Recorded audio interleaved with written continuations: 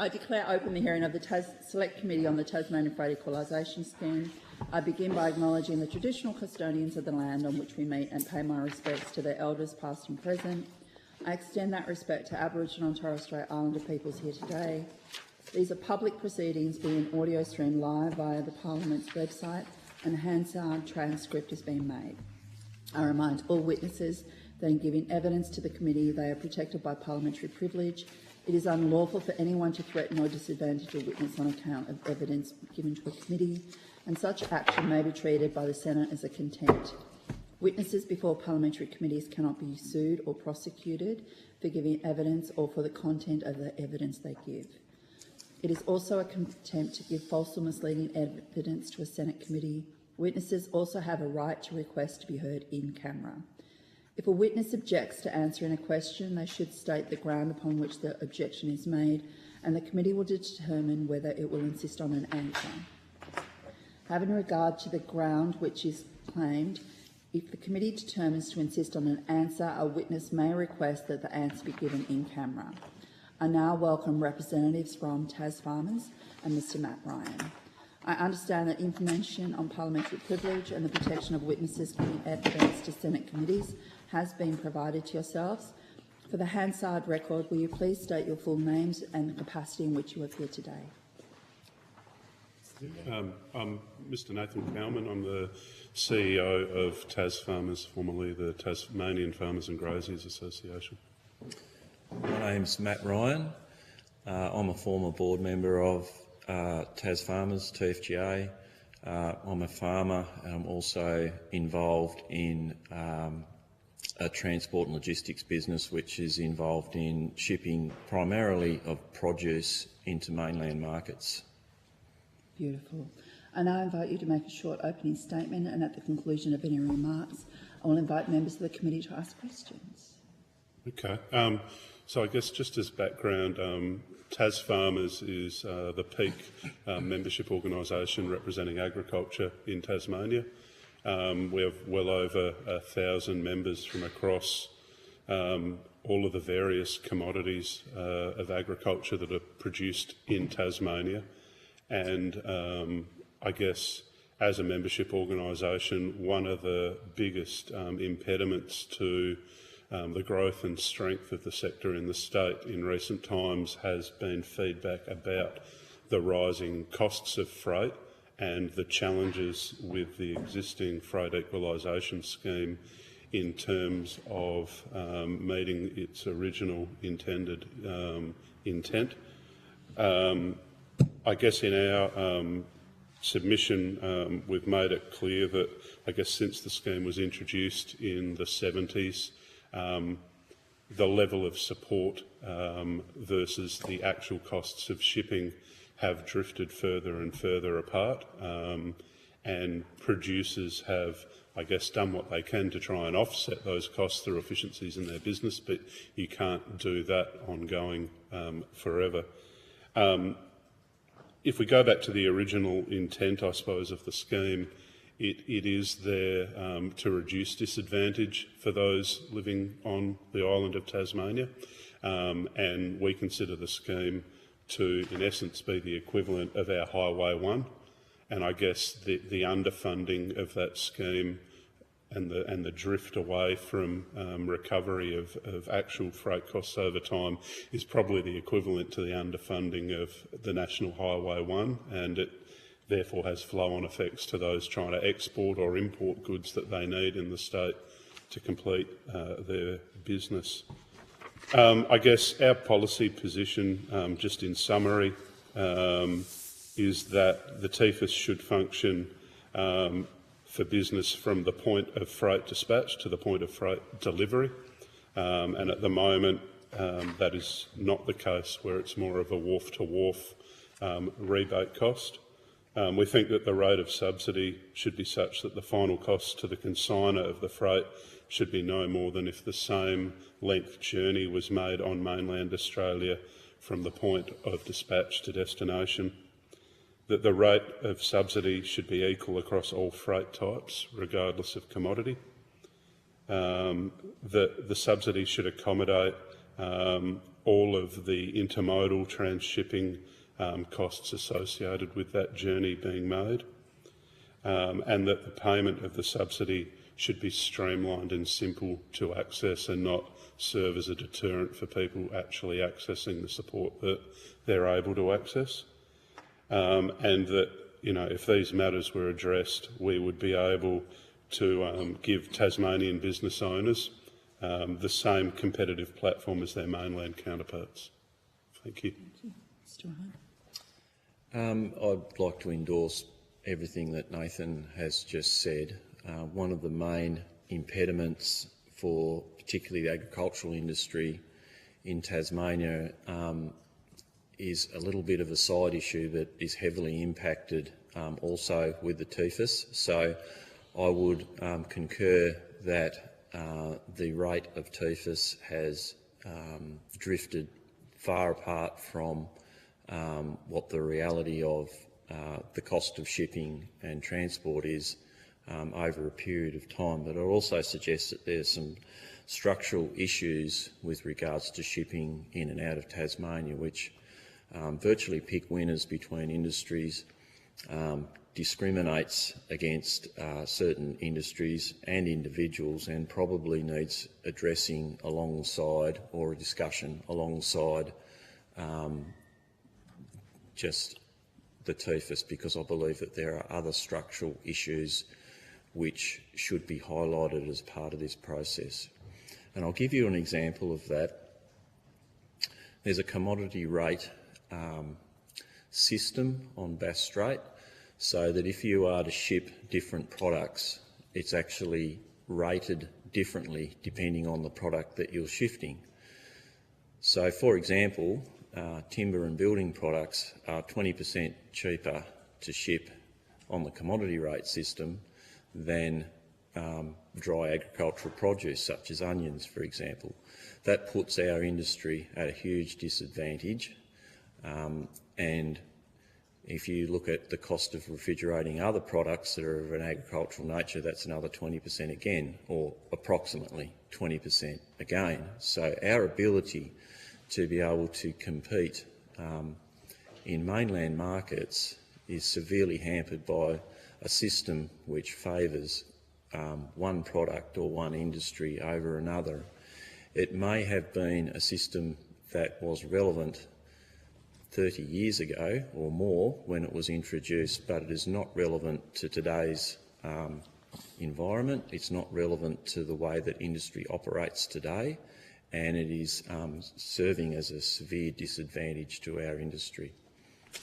And the cost overall of moving product out of Tasmania has become such that it is actually hampering investment in this state. It is creating retraction of certain businesses and industry to other states, or their focus when they're across other states to be on the other state that they're actually operating in because of the cost of transport. And I'll give you an example. It is actually about 30% more now to move produce from Tasmania to Sydney than what it is from WA to Sydney. And the primary cost differential is in the shipping that's loaded up, if that makes sense. It's actually cheaper today to move produce to Valencia in Spain than what it is from Tasmania to Sydney. It's the most expensive stretch of water in the world. We have other structural issues that severely need attention, such as port user charges, which again becomes a cycle. So in my mind, we would have a TFIS support coming from the federal government, but at the same time port user charges escalating so significantly and getting passed on that it's actually getting gobbled back up by another public organisation. It just does not make sense. I'm happy to take questions and probably be able to allude to a few more of those other issues should you be interested in knowing about them. Thank you so much. We will start asking questions now, if that's okay. So Obviously, your experience, Mr. Ryan, with TFS has not been pleasant. We're one step back as a transport provider with TFS, so we actually run accounts with the shipping lines direct, and then the end user claims the TFS back. But I would concur with what Nathan has said, that it is a clunky system, it is difficult to access, and unless you are in that space constantly, it's almost a deterrent for people to claim as a one-off. So as an example, if you wanted to bring a load of hay in to the state, as was, believe it or not, occurring last year because of the conditions that many farmers faced, and you bought one semi-load of hay, to actually go through the process of claiming the TFS for that one semi-load is quite arduous for an individual to do for a once-off, so it almost acts as a deterrent to access. Do you act as an agent for the people that you ship for?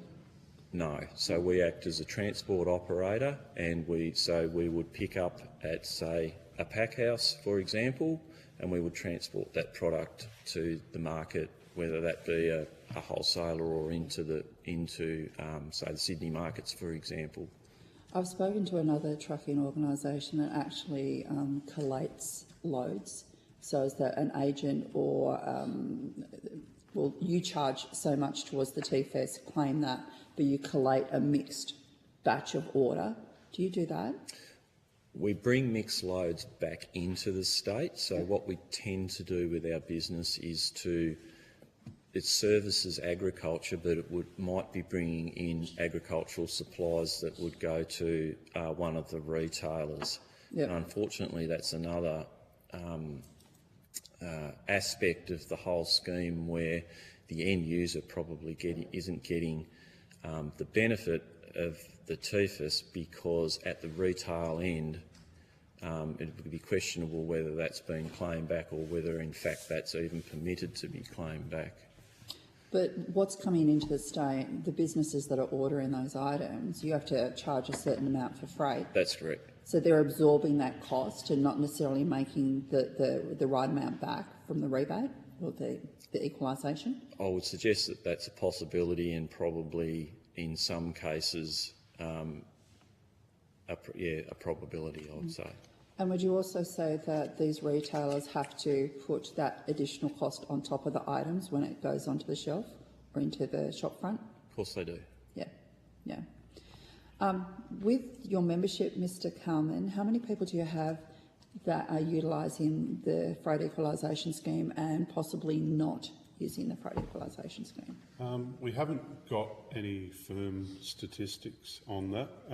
I'd suggest from discussions that we have in our various council and committee meetings that it probably depends largely on how frequently people are bringing materials in and out of the state. So for commodity, or for inputs I should say, like fertiliser and other goods like that, you know, the purchaser of fertiliser would have the cost of freight or the inefficiencies of the scheme passed on in terms of the cost per tonne when they purchase, as opposed to purchasing from a supplier in Victoria directly. From an outwards goods point of view, it probably depends a lot on the commodity. So if we use cattle for an example, I've got a friend who's a cattle producer. Yep. He's been shipping his cattle to the mainland because it's a better price. Yep. And you've got a abattoir here in town. Would people be actually bypassing that to get a better price, but being hit by? Absolutely. I mean, the size of abattoirs in Victoria and the level of automation in them means that those abattoirs can often pay a Tasmanian producer of cattle or sheep $2 to $3 a kilo more than a local abattoir in Tasmania, and that is, you know, further adding to that, I guess, extra income is the fact that they can then claim the rebate in shipping of even though it's not meeting the actual costs of shipping it across the strait. Yep. So that's a huge business decision. It is. Yep. Okay. People are making commercial decisions. Do you feel, Just on that, just to follow up on that, is that would some of that also be about the capacity of abattoirs here? Because I know they're pretty much always full, so there's not that capacity Absolutely. as well. I mean, from a sheep processing perspective, somewhere between 40 and 50% goes through the only remaining large sheep processing abattoir at Cressy. The remainder all leave the island. Yeah. And And they're shipped beef out of processing Devonport, or Yeah, a range, but primarily, yeah. yeah. Sorry. no, it's fine. Like there's three of us, so I think we can share. Right. So if you had to say what was the main thing that needed to be adjusted on the equalisation scheme, what would it be?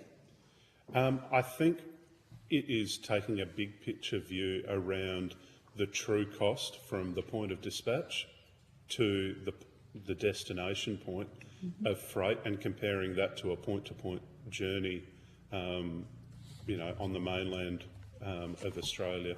And we need to try and ensure that, the actual cost forms part of the level of compensation, and that's not indexed but reviewed at an accurate level on a regular basis, and that if there are other impacts like commodity rates or the intermodal costs or costs associated with the inefficiencies of shipping and ports, and I guess one of the most expensive ports in the world, being Port of Melbourne, is the primary point of transport into that national market, that all of those things need to be considered as part of the solution. But I think we also need to take a very high-level view as well, that any improvement to the scheme isn't immediately absorbed through the different elements of that transport chain, because I think, as Matt Ryan said,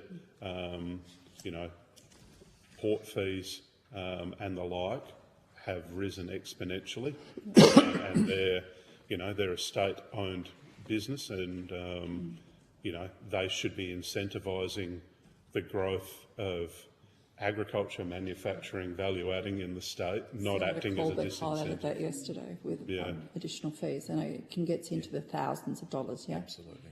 Okay. Yeah. Senator Urquhart. Thank you. Yeah, we did have Tasport yesterday and we questioned them about a number of things. They are going to provide us with some info. But Mr Cowman, you talked about not indexed. That's interesting, because I think throughout the couple of hearings we've had, there's been a lot of sort of evidence around looking at CPI increases rather than what you're calling reviewed on a regular basis. Can you talk me a little bit about why you think it should be not indexed, maybe the CPI or whatever, but regularly reviewed? And what would, in your view, that it would be regularly reviewed against? Absolutely. It's always going to be challenging, but I guess the background for my view around that is that if you were to look at the actual point-to-point from dispatch to delivery cost over the last 30 years, the annual increase would have been well ahead of inflation. So I don't think that comparing or increasing the rebate by inflation every year is necessarily the right measure. We need to be looking at the actual cost increase and comparing that to the point-to-point cost of transporting the same goods over the same distance. So you're sort of saying capture that intermodal sort of absolutely into all of that? Yeah, absolutely. If we don't do that, I think, we're kind of trying to put a bolt onto a system that's already not functioning. And we need to, look at those, point-to-point costs in their entirety. Doing that, I think, could create the safeguard mechanism as well for government around making sure that, through providing support, it doesn't just get absorbed through the various elements of the transport chain and create, another compounding need for a much greater interest in the following year. Yeah.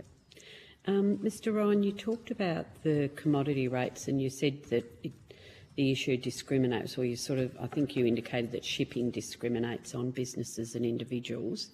And you used the example of building products versus onions as an example. Can you just tease that out a little bit more for me? Because my understanding was it was either like it's this the weight or the size or whatever. So how does that vary with, Yeah. say, building versus onions? So there's huge disparities. So I'm not sure how to exactly create analysis of this, but it's almost like when you drove a car on, you would be charged differently depending on what brand it was. But why does that happen? I'm trying to tease out why. So this all started in the 1980s when there was an upsurge in capacity on Bass Strait, and one of the shipping lines chose to discount heavily to one particular industry to attract their business at the time. The others followed suit, and a tiered system was created, and that's never been reformed since. And So that's a shipping issue as opposed to TFES? It is, but what it does is create a huge distortion with the shipping cost between industries and products. So you could put a trailer, for example, or a container on the ship with the same weight and the same space, and the difference between the shipping cost could be 40-odd%, it could be 20%. And that's purely because of who owns the ship? Is that Well, right? it's purely because of the system that's charged, the way that it's charged. It's almost like it's between a first class and an economy airfare ticket, depending on what the product is. Yet, and probably to provide a bit of background to it, perhaps the argument years ago might have been that those baseline products that were heavily discounted were there every week, every day of every week to be shipped, so that and for example, agricultural produce would be heavily seasonally dependent. So there was I guess a discount for the base load that was there all the time. Right. That's not relevant in today's market, and it's not relevant to our industry today.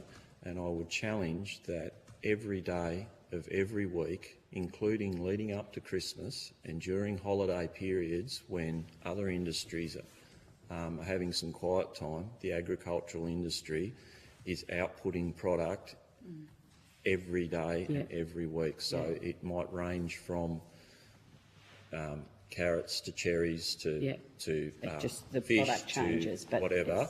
But the agricultural industry is on the water every day and every sailing.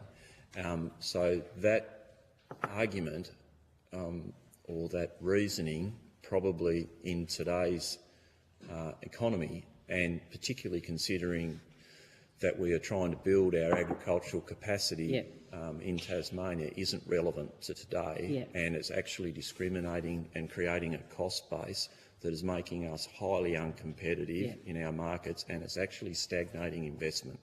So because, sorry, just I didn't mean to cut you because off. a lot of the main players in the industry, if they're not multinational, they're across different states. And they're seeing that this cost impediment is getting so high that it's stagnating investment in this state, and they're going, well, why am I going to do that when it's costing so much extra to move that product into a main market out of Tasmania? So we talk about a cost of living crisis in Australia, and particularly in Tasmania. There's also a cost of doing business crisis in this state, and shipping has got a massive factor to do with that, and it affects every single Tasmanian more than what we realise.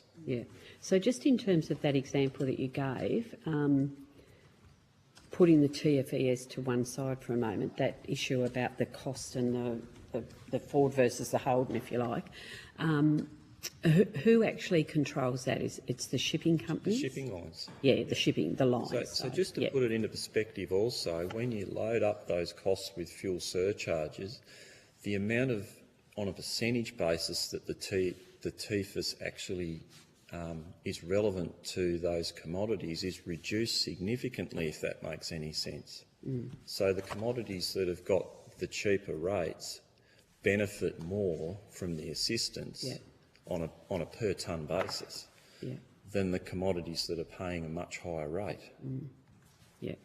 Mr. Cowman, has the TFGA, is it still the TFGA Yeah, TFGA or Tas Farmers. Yeah, Tasfarm TFGA. I've always known it as the TFGA, so I might just stick with that. Yeah. Have you been involved in discussions with shipping companies, as an organisation, have you been involved across shipping companies to try and sort of get that equilibrium? Yeah. Oh, sorry, Mr Ryan, you might be more versed to, whoever wants to answer, it's fine. We have. This has been taken up at a political level over several years with both sides of politics, with ministers, with premiers. The justification given, I'm afraid, doesn't pass the pub test these days. And I would add that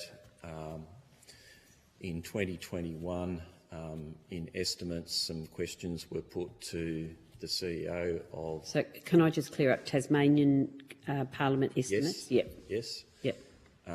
Questions were put to both the Minister at the time and the CEO of TT Line, being a GBE, and the justification they gave was factually incorrect. Okay. Can I just draw you back to your submission, Mr Cowman? You talk about the scheme needing a contemporary specific portal that is functional through an app rather than the current Centrelink business online portal. Can you sort of step me through what you see as a sort of an alternative and why? Yeah, I think the current system is set up in such a way that you almost need to be using it on an ongoing basis, or have a background in the extreme detail of how to make a claim and what you're eligible for. Yeah. And that serves as a deterrent, particularly if you're not making regular shipments and movements. I think Matt, used a good example before, but we're also aware of, for example, if you were moving new agricultural machinery into the state, the incentive in terms of your time that you'd have to put into understanding how to make a claim is so significant that people... Does that fall back on your member, the farmer, or does it come back to the business, say Elders or, I don't know, John Deere or whoever's? So to make a claim, you have to be the person paying the transport bill. So Elders can't do that on your behalf. Do they do it? Because I know we heard evidence on King Island that they do help. Some people. may help, but I think I've also heard examples in this role and my previous role where there's actually now third parties that are becoming specialists. We actually heard evidence from one yesterday called the shipping company. Company? Yeah. But I mean, in doing that, the return back to the producer is then even less because people are clipping the ticket on the way through. Or they pay a percentage of whatever they receive back. So I think if there was a simple, easy-to-use system that people could populate and without fear of making a mistake just because of the level of complexity, that would definitely act as an incentive for at least ensuring the maximum number of people are using the scheme. Okay. And the other thing, just very quickly, because I know Senator Colbeck will have some questions, I guess. You've put in your submission, consideration needs to be placed on the transport of empty trailers, and you're talking, in that paragraph, you talk specifically about King and Flinders. Is that just related to King and Flinders, or is it more broad? Primarily King, and I know that you've heard evidence from some of our members on King Island, but the nature of shipping to and from King, in particular for cattle, means that to ship a trailer of cattle off the island, you generally have to pay for an empty trailer to move to the island. And when the trailer is empty, your ability to make a claim is somewhat reduced. And I think that would that's a huge disadvantage for those guys. And they are at a significant disadvantage beyond even your average producer on mainland Tas. Everybody is at a disadvantage, but I mean, King Island producers theirs is at another elevated. level again. Okay. Did you have anything to add to that specifically, Mr Ryan? The only thing that I did want to add that I thought of is that you wanted to drill down on the differentials and getting an interpretation. So as an example, just on a raw shipping cost and a round number, it would cost about $1,000 more to ship a trailer load of carrots, for example, than a trailer load of timber across Bass Strait. So you could probably gain an interpretation of the less on a per tonne basis that the TFIS has an impact on that industry and those growers and those processors, and it's obviously creating a massive distortion with those. So it's a different weight. Is that? No, same weight, It's same the same space. weight, same space. Same space, different product. And is that different shipping or even on the same shipping? That'd Like be if you on put the- your carrots and your building on one boat. on the same ship. Yep, same ship. Yep. It's still different prices. That's the Same weight, same weight, size. same space, just a differential in the rate that product is charged because it is determined that should pay more. Right, and then the TFES coming back Well, the is TFIS the same. is the same. Yes, so that okay, get it. so the percentage Yes. of the distortion that creates is very significant. Yep, no, understand what you're saying. Yep, great, thank you. Thanks, Chair. Senator Colbeck. Thanks, Chair.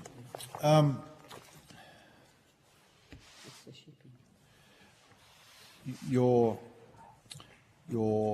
submission calls for a point-to-point assessment process, but you're also looking in some way to see the system simplified. But if there has to be an assessment of every claim on a point-to-point basis, isn't that going to make the system even more complicated for its management?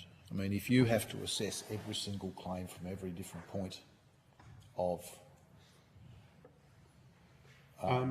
yes and no. dispatch and arrival, I mean, Yes and no. I mean, having spent time in the manufacturing sector on the mainland, the point-to-point rates of road and rail freight are typically standard. You know, you'll have an hourly rate alongside a distance type rate, and that's fairly easy to estimate. I guess the comparison here would be in the actual invoiced cost that is known for that point-to-point journey of goods that are manufactured or produced and then shipped off island. So I don't know that it would be significant in that we should be able to have a very good estimate of the point-to-point road and rail cost that currently is applied on mainland Australia versus the actual cost that's associated with that journey for a claimant in Tasmania. So, you know, that should be fairly easy to consider in terms of, you know, establishing. so how do you stop somebody gaming the system? Because if I'm shipping from Tasmania and I know that the person that I'm moving something, not shipping something, I'm moving something from Tasmania to somewhere on the mainland, and I know because I'm looking at published rates that sit out there with respect to kilometres or rate per hour, as you've just indicated. Why don't I just say, okay, well, this is a pretty good deal for me. I'll just whack my invoice up by 20%, and I know that I'll just get paid the difference. And that becomes ubiquitous across the way that the system works. I mean, the bottom line, in a problematic way, is that subsidy is no guarantee of price, and Matt's evidence with respect to the difference in commodities is a clear demonstration of that. So there's a rate to support product going across Bass Strait, but it doesn't compensate for the difference in commodity rates that exist within the shipping system, which is completely private. I'll come back to the TT line stuff in a minute because I think that's worth exploring further. But how do you manage potential gaming of the scheme, which currently has a process built into it to try and manage that? So part of the design of the scheme, we had evidence of that yesterday from both Norski and from the department, has an element in it which is designed to try and maintain competition on price, because Matt, as somebody who's shipping something, wants to get the best deal and wants to get the best price when he's negotiating the shipping. He keeps pushing for that. But if there's just an open scheme that compensates for the difference between two journeys, how do you build that into the system in an intrinsic way? Yeah. I mean, Matt can probably talk to that, but I mean, my belief and experience would be that at the moment, the person shipping is already at the mercy of an uncompetitive market, and they're wearing that cost difference that isn't claimable. I know in many cases from talking to people like Matt that are members, often you may not even be aware of what rate you are going to be charged until you get the bill 2 weeks, 3 weeks after. So that's a really good point, and I asked some questions about the level of competition on Bass Strait. There's 3 players there, TT Line, Bass Strait Line, and I'll call them Toll because I'm not sure what their name is this week. But so there's 3 players there competing for market. What do you need to make it? Well, do you think it's a competitive market? That's the first question. And what are the drivers of competitive price in that market, in your opinion? Because I think that's a reasonable question to be discussing as a part of this overall process. And I go back to my point, and as unpleasant as it might be, subsidy's no guarantee of price. We've seen that, for example, and let's take you guys out of it in terms of your products. There's so much. When the vehicle equalisation scheme was brought in with the design that vehicles travel free. Now they don't travel free anymore because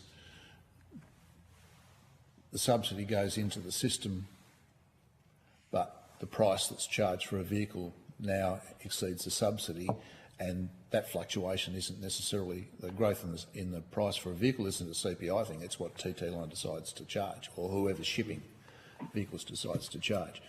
So how do you deal with the competitive thing and your views on that? I think they're all current challenges, and I think at the moment it just lands with the person paying the shipping bill. I mean, it goes to that point-to-point cost as well. So you've got 3 shippers. That offers a level of competition, but they are all still using those various commodity rates, which introduces an example. But then you also have a single port company in the state that is putting costs up exponentially ahead of CPI. You've got the most expensive port in the world, really, through Port of Melbourne at the other end is the only docking point for those vessels when they arrive. All of those costs and the costs of container hire, loading, reformatting in some manufactured good cases all compound that challenge that, you know, currently it's just the disadvantage that is borne by the person paying for the shipping. It is a challenge in terms of how we would actually, you know, review that when it comes to, you know, an improved model or scheme. But at the moment, the entire disadvantage sits with the person shipping it, and I can appreciate that the government doesn't want to take on that disadvantage or uncertainty either, but we need to come up with some sort of a scheme that is fair and equitable before people choose not to do business in the state as well. I don't have a perfect solution to that, but I think I'm hoping out of this process we get clarity around the drivers, and that can inform what the decision might, or the future state might look like. Okay, so can we go to the perspective, and Mr. Ryan, I think you're probably in experience on that, and you bring that history with respect to the commodity rates. So you mentioned before that the evidence TT Line gave wasn't correct. Can you expand on your view on that so that we can investigate that? Because I think this is a really interesting and important point with the way that the scheme works around the rationale for commodity rates. I thought you might have been talking about classes of product which are an element of the scheme, but it doesn't seem that that's the case. Certainly I can, because I've printed off the Hansard from that questioning in 2021.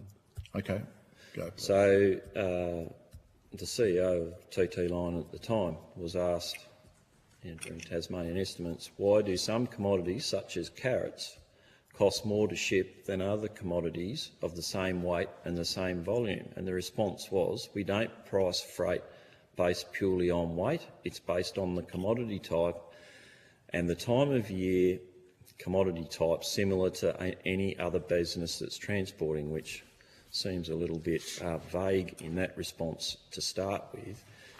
And then the next question was, if it takes up the same weight and volume, why do you need a commodity price? The response was, that's just the way we base our business on commodity prices, always have. The next question was, how do you make the judgment that carrots should cost more than onions, for example? The response was, onions are slightly different. Believe it or not, a couple of years ago they had to be transported differently to carrots, so there's actually a totally different process around them. We use commodity-based pricing. That is completely incorrect. TT Line pull a trailer onto the ship, they disconnect it, and then they pull it off the ship for the transport operator to deliver to the market. It takes up the same space, it has the same weight. The only difference with produce of that nature is whether it's refrigerated or not. Now, admittedly, they have 10 plug-in points on the ship, I think, or maybe it's 12. So if you had 25 refrigerated trailers on the ship that evening, and for those of you, which I'm sure most of us in the room, because we're Tasmanians, we have to travel on the ship and we drive on next to semi-trailers, you would notice that the generators are generally going on the refrigerated trailers overnight anyway. So it's not TT Line that are bearing any extra cost whatsoever. It's the transport operators that are paying for the diesel to run the generators on the ships. But onions aren't refrigerated, No, they're they're not. humidified. No, They're ventilated, That's aren't right. they? Yes, No, they they're are not. ventilated. No, they're not. Onions are transported when they're exported in containers. Yeah. They're ventilated. Yeah. When they're shipped into mainland markets, they are put onto the ship on a curtain-sided trailer, the same as carrots. most Yeah. other general Okay. freight is. Do you feel it's because they're fresh produce, so to speak? Yes. It's a bit I like- believe that there's a perception in the industry that you know, we've promoted ourselves as being clean and green and we're niche and everything else, and, you know, there's this demand for Tasmanian product and everybody wants it. The fact is, it's a commodity. We have to be competitive in the market and we've got to be able to deliver to a price or they'll get it from somewhere else. It's as simple as that. So if you look at a bag of carrots, for example, and I keep harking back to carrots. I love carrots. Sorry. I love carrots been on a too. carrot but line. I know all about carrots. There's 60,000 tonnes of carrots that are processed, fresh carrots, on the northwest coast of Tasmania. It's a very significant business between three main packers. None of the extra money that's being paid isn't filtering back to the farm gate. It's actually being consumed, and we feel as an industry that we're actually subsidising another industry who's operating on Bass Strait for much less. It simply is wrong. And a bag of carrots that gets to Sydney that somebody goes to buy from the supermarket for $1, and that's just dirt cheap, 30% of that cost is getting it there from Tasmania. That kind of doesn't really make sense, does it? Not when a load of timber can get across the strait, fundamentally a lot cheaper. Sorry, Sam. That's dealt with the differential pricing. Oh, Sorry. sorry, Senator. So I'll just finish this evidence, which is I feel that it's factually incorrect. So the CEO of TT Line either was ill-informed or chose to not use the ducks and drakes, I suppose, in the evidence. So another question was, how do you work out which commodities charge more than another commodity? The answer was, I couldn't answer that. That's my freight team. I'd have to look at that. Could you take a question on notice? I'm not sure that I want to put it in the public domain because we're in a competitive market with freight. I would suggest that a competitive market has elasticity in it, and it's a little bit of a chicken and egg thing with Bass Strait shipping, where the economy of Tasmania can't grow without shipping capacity. We simply can't, because we can't consume what we can produce here, whether it's a manufactured good or whether it's a primary product. So it has to move off the island, and it's a chicken and egg thing, and so as the capacity grows and our economy grows, it gets consumed very quickly. So I would say that a competitive market is one that has elasticity in it, and there's not really the elasticity in the market for it to be truly competitive. Okay, so that goes to your point about it effectively isn't a competitive market on Bass Strait, despite the fact that there's 3 players. And that's because of capacity constraint, and Yeah, it's because of capacity constraint. It's also because of, and I'll allude to another issue, probably the discounting structure, which favours big players over small players. So I'll give you another example. As a small transport operator, I would pay the same in registration and the like as a large player with 100 vehicles. If you've got 10, you pay the same registration.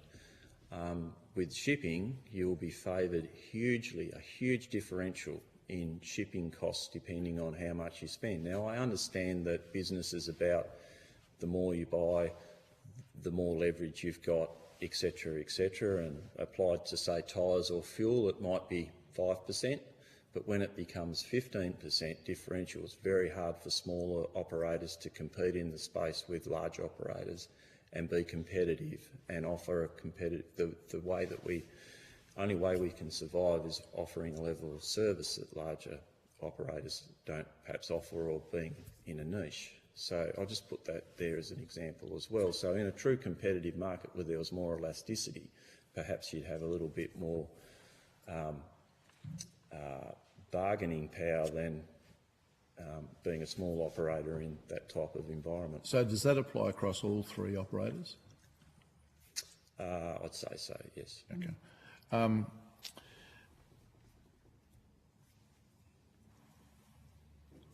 So let's go back to TT Line and also to TasPorts. And you've made some comment with respect to the costs from TasPorts, and we had them here with us yesterday, talking about the costs there. Would your view be that their mandate needs to be focused on facilitating trade rather than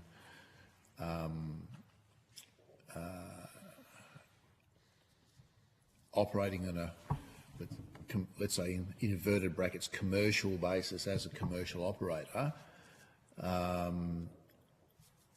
that those businesses ought to have as their core focus or their primary focus facilitating the movement of goods, services and people across Bass Strait? I would agree with that. I guess my personal opinion is that some of these organisations become bureaucracies. Yes, but they're also directed by government, so I'm looking at what the government should be saying to them in the context of how they operate. I would agree and with the that. hierarchy of the instruction from the government to the entity, which then determines how they operate, bearing in mind we had the competition policy rationale put to us yesterday, but which went to some of my questions around port charges. Yeah, it's very much Tasfarmers' view. We're developing a policy at the moment around the GBE and state-owned company reforms that the government are working through, and we think that their charters in their current form need to be ripped up because they're purely financially driven on return for the state, whereas they need to be incentivising business and social benefit within the state, and that the way they are governed and the way that they report is completely inadequate in that, you know, if many of these businesses were publicly listed, they would have to disclose information at a far more regular basis that is sensitive to the market and their shareholders, which in this case is Tasmanians, and that is their primary purpose for being. So I know we will be pursuing, I guess, a policy that drives reform around those points. So likewise, that with respect to Tasports, and they did say yesterday they're going to start publishing their port costs, which is an interesting discussion. They'll send them to us, but they'll also be putting them out publicly. Similar role for TT Line? Absolutely. I think it's, you know, just about every state-owned company or GBE cuts across the bow of agriculture at some point. You know, be it, you know, renewable infrastructure crossing farmland, TT Line, you know, in many ways could be used to try and level the playing field for freight by actually acting as an active competitor, a lower cost competitor for freight across Bass Strait. You know, that shifts market competition. You know, we need to be careful about how we do that, but I think that is a very important thing that, you know, we could do to try and improve the current state. Okay. Thanks, Chair. Thank you so much, Senator. I'm being wound up. I could go for a while. We could go forever, but we do have other witnesses waiting to speak. Look, thank you so much for your time. I don't believe you had questions on notice to report to, but it's the 22nd of this month. And we thank you so much for your time today. Thank you. Hello.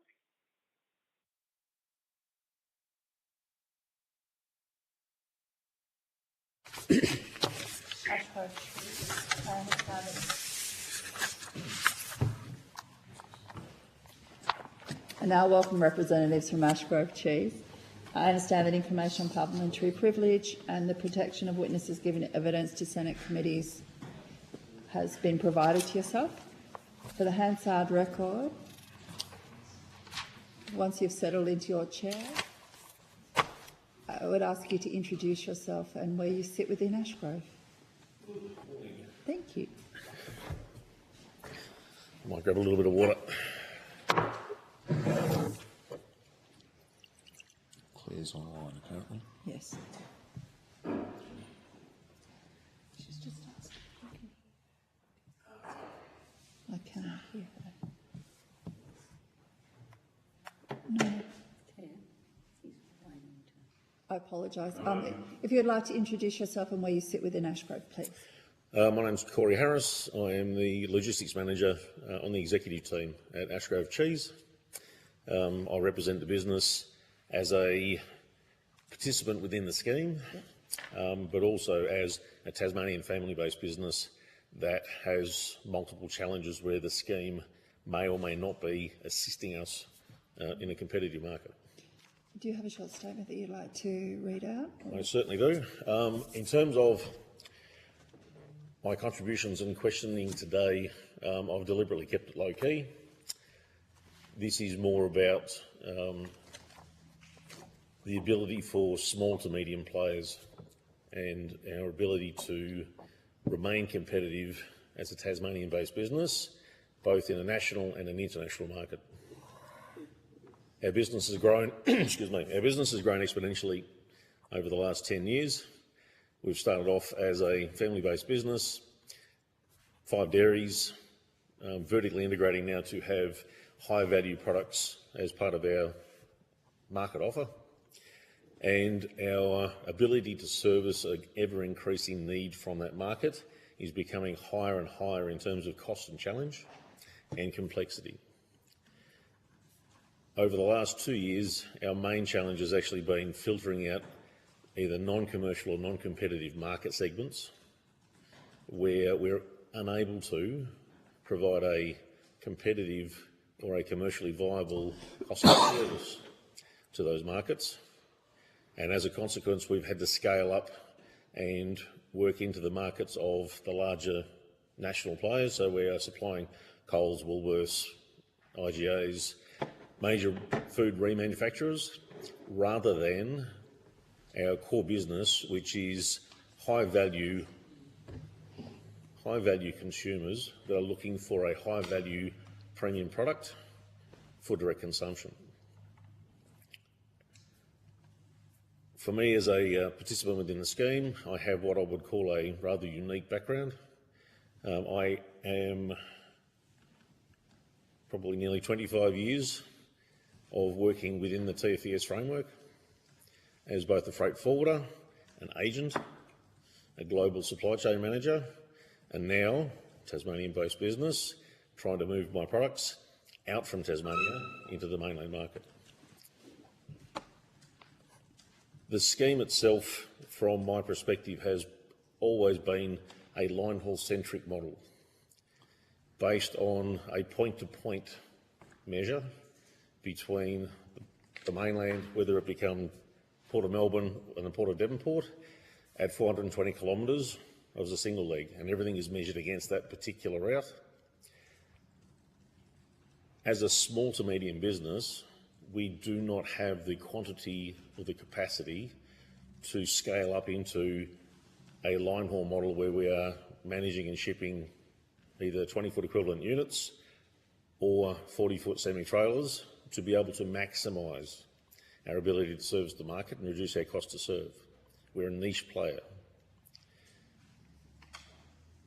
The comparative cost for me to service the same product into the Melbourne CBD versus delivering that same product to Strawn, which is the equivalent road distance from my operation, is a 6-to-1 disadvantage.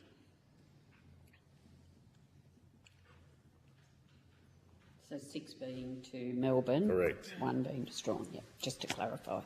So at a standard cost, I can service a carton of cheese to Strawn Village for $15, based on being able to either utilise my own fleet or to be able to then use an on-forwarder within Tasmania to deliver to a customer, point to point. For me to service the same customer in the Melbourne CBD is $90 plus. The road cost equivalent for that particular task does not represent the actual cost of handling and the intermodal changes for that carton to go into Melbourne. So from a assistance perspective within the scheme, there are multiple touch points which are not factored into the cost to serve, and it doesn't necessarily reflect the true complexity and the cost of servicing that point-to-point service that a small to medium operator lives and breathes by in the Tasmanian market. Reading through the terms of reference for the review, I'll just read from my notes here. The aim of the scheme is around the equivalent shipping versus road costs based on the 420 kilometre trip. The fitness for purpose has been benchmarked always based on that 20-foot equivalent unit at a fixed maximum assistance value. As a former participant in the scheme as a forwarder, so I was the state manager for Linfox Building and Construction and Freight Forwarding Group some 20 odd years ago. As the supply chain manager for Incitec Pivot, Impact Fertilisers, where I'm moving dozens to hundreds of containers every month across all ports and all destinations. The scheme was relatively easy to manage and budget against an assistance package, so I would have a net cost to my customer. In my role at Ashgrove, the challenge is that is completely out of step with our business model and similar business models of businesses of our size and our market segment. Noting the submission from Wine Tasmania around their challenges, we have the same challenges. Our market is shifting further and further away from a distribution model to a direct-to-consumer model or a direct-to-retail outlet model. The costs for the interchange from my warehouse to a shipping unit, whether it be a pallet or a carton or a container, transported to a distribution centre or a freight forwarding depot within Tasmania, then transferred into a terminal, then onto a vessel, then into Melbourne, then into a terminal, then off the terminal into another depot, then deconsolidated and delivered. There's 6 touch points. All while maintaining cold chain. And I have to manage that by the minute, so I've got tracking and traceability all the way through. It is extraordinarily complex and extraordinarily costly. Our competitive advantage in the market is our premium product. We don't play in the commodity space. It's not ours, and it is not something which I've seen as a commercially sustainable and consistently stable market to work in. There are too many players chasing themselves into 1% margins, and that is not our place. King Island Dairy is a good example of a premium product servicing a premium market 30 years ago, and the value of that market has been stripped. Correct. Absolutely. And they are not able to manage a competitive advantage Yeah. or a return on their investment to maintain an operation. Yep. Hence the strife they're in now. My time here today is that Ashgrove cheese, we are that next layer in that competitive market. We've been invited to look at how King Island Dairy works, operates, invited to invest into the business, looking at their market, their customer base, and whilst it is at a very basic level, dairy products, high value, it's cheese, the difficulties of managing freight on and off King Island, then adding that to the difficulties of managing freight on and off the mainland of Tasmania, is so complex and cumbersome that I'm surprised they lasted as long as they did, even with the financial backing of Saputo. We are sticking to our core market. We know what we do, we know how it works, we know what the cost is, but our challenge is that our market and the consumers that are then driving the demands and the needs and the standards of that market are changing outside of our space. So we need to look at how we can adapt, how we can respond to maintain profitability, consistency, survivability, sustainability. Our processes around managing the TFES claims have improved hugely over the last 15 years from what I've seen, from as an agent 20 years ago, where it was paper-based spreadsheets, quite cumbersome, quite time-consuming. So now having the portal, you can upload the information that you need. It's quite, from a administrative point of view, it's come a long way in 20 years. How easy is it to use though? From a transactional point of view, still clunky. You've also got 25 years experience in the gig. I know how the system has worked, and I've seen it come from where it was at its inception to how it works today. And I don't think that the market today and the participants in my market segment and space would cope with what it used to be like. So there has been the recognition of an improvement in the process. What do you think can be done to streamline it and make it better? Take away that clunkiness, I suppose. As Senator Colbeck mentioned in the previous discussion, making it overly complex, how would you administer it? And that's part of the challenge, is what is the purpose of the scheme? What is the intention? What's the outcome? We should probably launch into questions. I know Senator Chandler was on. I thought we've already done that. Well, I know. We've sort of like broken the rules. Is it okay with everybody if we go to Senator Chandler first, because she's only online until 10:30? Yeah. Please. Because your statement was sort of like wanting to like jump in, so not wanting to cut you off. But if we go to Senator Chandler first up, and then we'll go through the rest of us here on the table. Thanks, Chair. Can you hear me? Yes. Wonderful. Thank you very much. Thanks to the guys from Ashgrove for appearing for the committee today.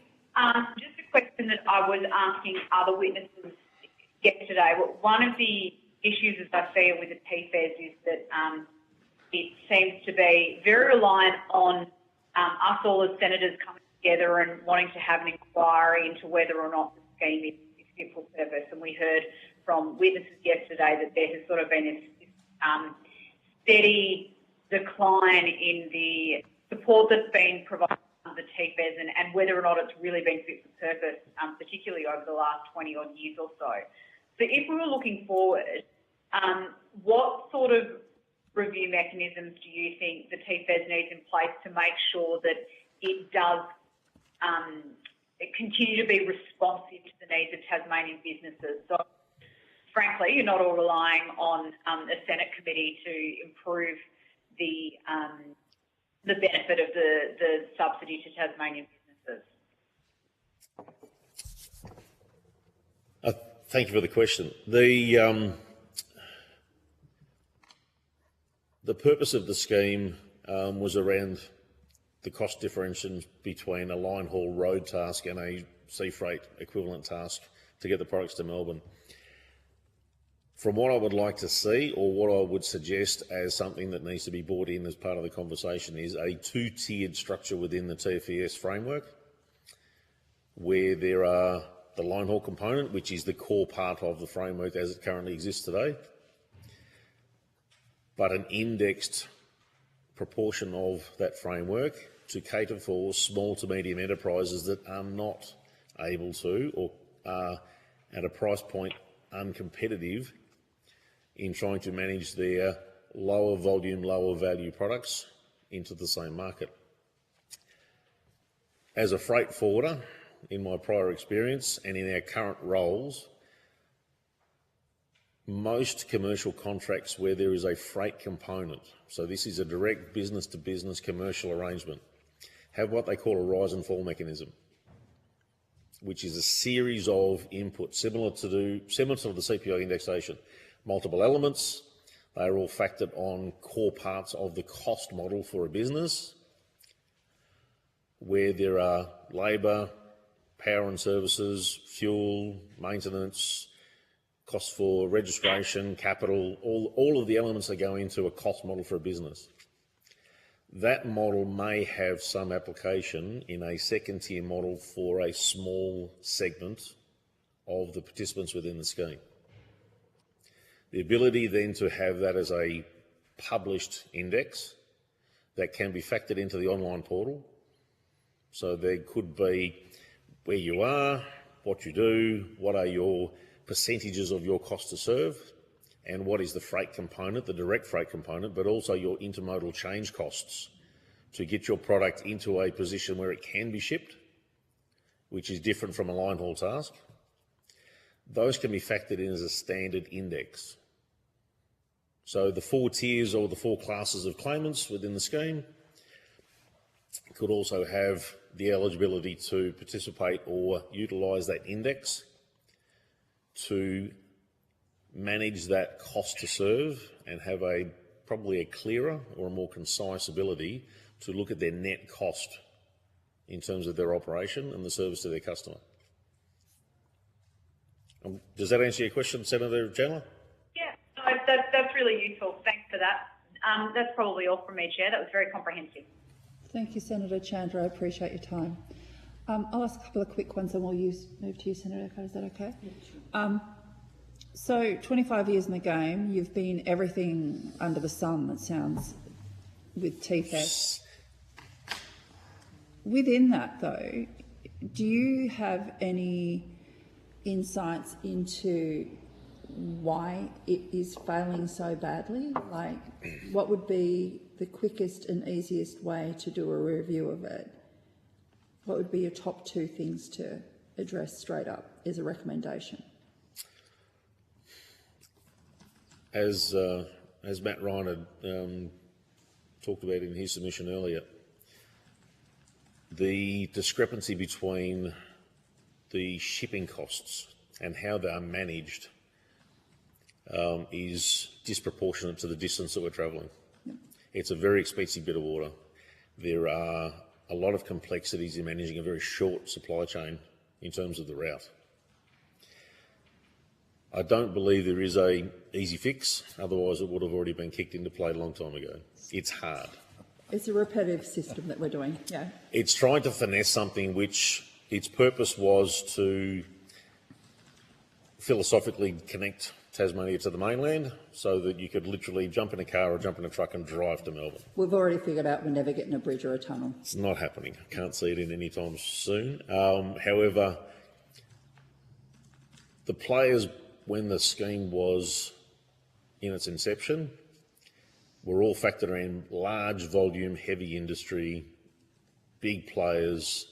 It was designed around managing the economic value and subsidising the cost to service those markets and those manufacturing businesses. The vehicle scheme that got bought in was able to then manage some of the costs of bringing vehicles on and off the island. We're still seeing that gap in terms of the small to medium players, which represent quite a large proportion of the economic value of Tasmanian business. So the higher value, even though there are a lot of players and it's quite complex, from a direct cost input to the value of the Tasmanian economy, the small players add up to a whole lot.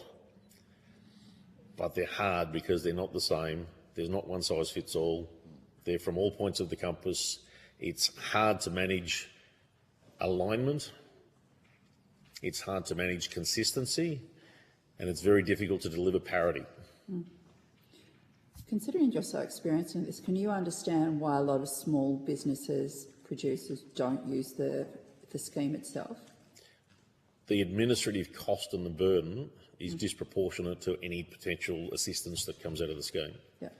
One of the comments I've made earlier on outside of this space was around, and I will mention the business only for the fact that it exists. So there's a company in Tasmania, Net Sea Freight.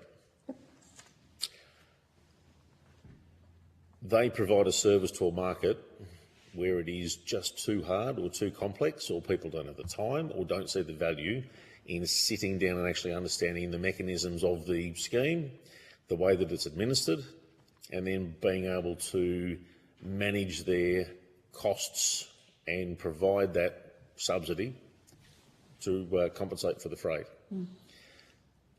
If the scheme and the administrative framework around the scheme was more adaptable to all players of the market, and it would need, in my opinion, to be segmented into either multiple tiers with different indexes or different outcomes. Net Sea Freight as a business shouldn't have a right to exist.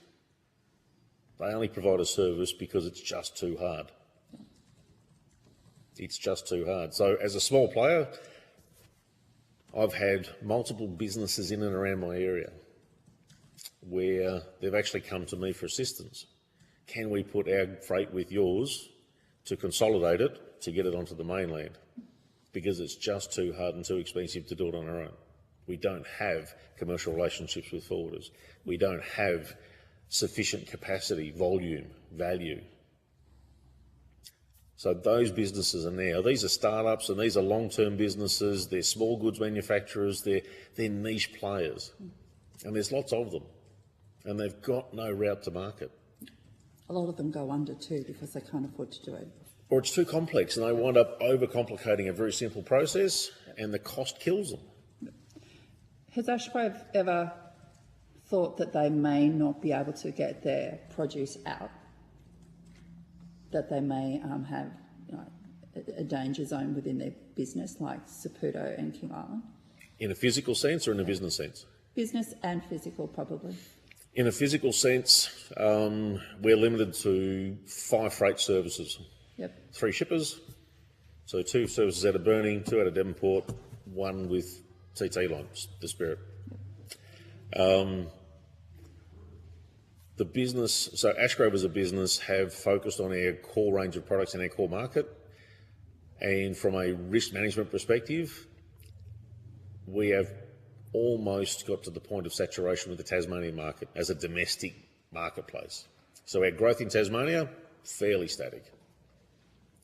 Our ability to then service a high value premium market on the mainland, where we provide dairy products that you don't see in the supermarket shelves, high-end restaurants. We export to the Indo-Pacific, to the Middle East. You wouldn't believe we've got a thing for Tasmanian cheese in the Middle East. Quite bizarre. I'm pretty sure it's cheaper to ship it there too, yes? At a net cost per kilo, it's probably not too far off actually, which is quite sad. The challenge that we've got is that the amount of effort that's involved to target, model, market, and then also align and service for some of the high value areas just in Australia is too hard to manage from a cost to serve and from a freight consistency, from a quality of service, cold chain compliance. We've got so many regulatory hurdles and administrative burdens that are placed on producing food that goes into people that has the potential to harm. So our business model is always based on risk management at that level. So everything has to be built back towards everything that we touch, buy, see, carry, commingled freight. We've got restrictions around what we can and can't put our products with, just in case there is a cross-contamination.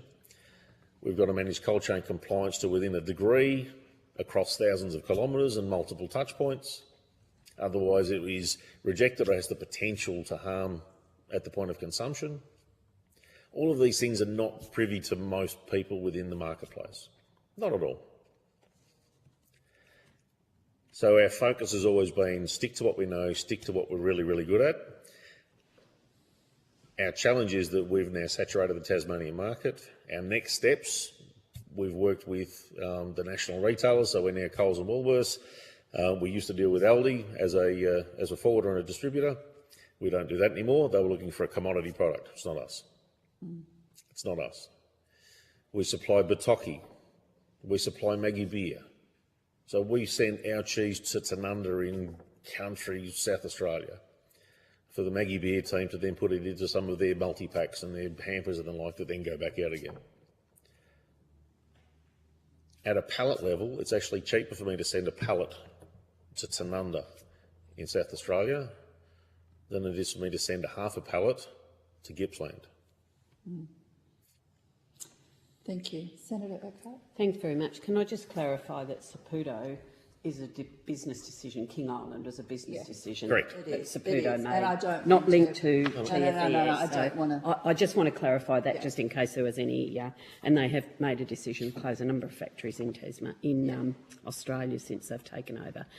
Just very quickly, because we are out of time, but you've had 25 years in the TFES, so you've got a lot of experience. This hasn't happened overnight, clearly. Not you. It's been a number of, iterations of years of sort of, price differentials changing and prices going up and things not adjusting. I'm just looking at the your sort of 1983, the Ashgrove partnership was formed, and looking at the sort of timetable of that. So it would have been around sort of 2020 that you started to export, if I can use that term, to the mainland. Yeah. We had some small parts of the market where we were air freighting. Right. Okay. We didn't have. There was no critical mass. But smaller quantities. It was very much single transactions, pocket markets, and we were paying a premium in the freight. It has now got to a stage where we've got a full distribution. We've got a distribution model down to the mainland. Yeah, no, I get that. And I just want to clarify what you talked about, the scheme being designed for large volume heavy industry, and that you felt there was a gap for the small to medium players. We had evidence yesterday from a very large player here in Tasmania who also felt that the disadvantage had stayed there. So I just wanted to clarify that you weren't suggesting in the evidence that you gave there that larger volume and heavy industry is not at a disadvantage as opposed to small industry, but I think I get what you were getting at, but I just wanted you to clarify what you were sort of saying there. I think the disadvantage is disproportionate. Yeah. And that's the challenge. So the low value of our products Yeah. and the small consignment sizes of our freight, Yeah. the assistance is disproportionately unfavourable for the small players. Right. I understand what you're saying. I just wanted to clarify that because I didn't want anyone from larger businesses ringing you up and saying, You used to carry my freight. Why are you giving us a hard time? Thank you for that. I might leave it, given the time, Chair, I'll leave it at that. Thank you. Just a couple of quick questions, and your time and experience to cover some, I think, important elements. Your comment with respect to a pallet to South Australia versus Halfton Gippsland, but also some of the, well, you're also developing a market. Do you think that the freight forwarding system, the market itself, actually, from a Tasmanian perspective, actually provides a service that accommodates what you're trying to do? Does the freight system itself, I'm not talking about price, but is it, and it might be because of price, that could be the answer, actually provides the service you're looking for? If you were a small operator in Mildura, for example, doing what you're doing, you would have access to a whole range of other capacity, I'm thinking, without the need to consolidate, which seems to be the point, the pinch point, if you like. It is that the system extra level of complexity where, as an example, the distance from Melbourne to Mildura, not dissimilar to Devonport to Melbourne at a per kilometre rate. I run my own fleet of trucks. So if there was a bridge or a tunnel, as an example, if there was a bridge or a tunnel for me to be able to utilise my own freight, my own services, my own trucks, and have cartons and boxes and crates and whatever I'd like to have on there, I'm able to manage a direct service to my market as part of that route, rather than having the multiple stop, change, reconfiguration, reconsolidation, deconsolidation processes to get into the mainland part of the market, and then having to then distribute from there via a 14 pallet rigid truck or the like. Back to your question in terms of do I think they provide a service? I think they provide the necessary economic return for their business to manage a point-to-point task, which is getting cargo into a container and over to Melbourne and then out of a container. But I don't think they have any particular need nor drive to add flexibility and add the ability. So it's very much those shippers and those freight forwarders, and from my experience, and that was the model that I used 20, 25 years ago, and it still works today, is it's a unit that's being shipped, it's a singular.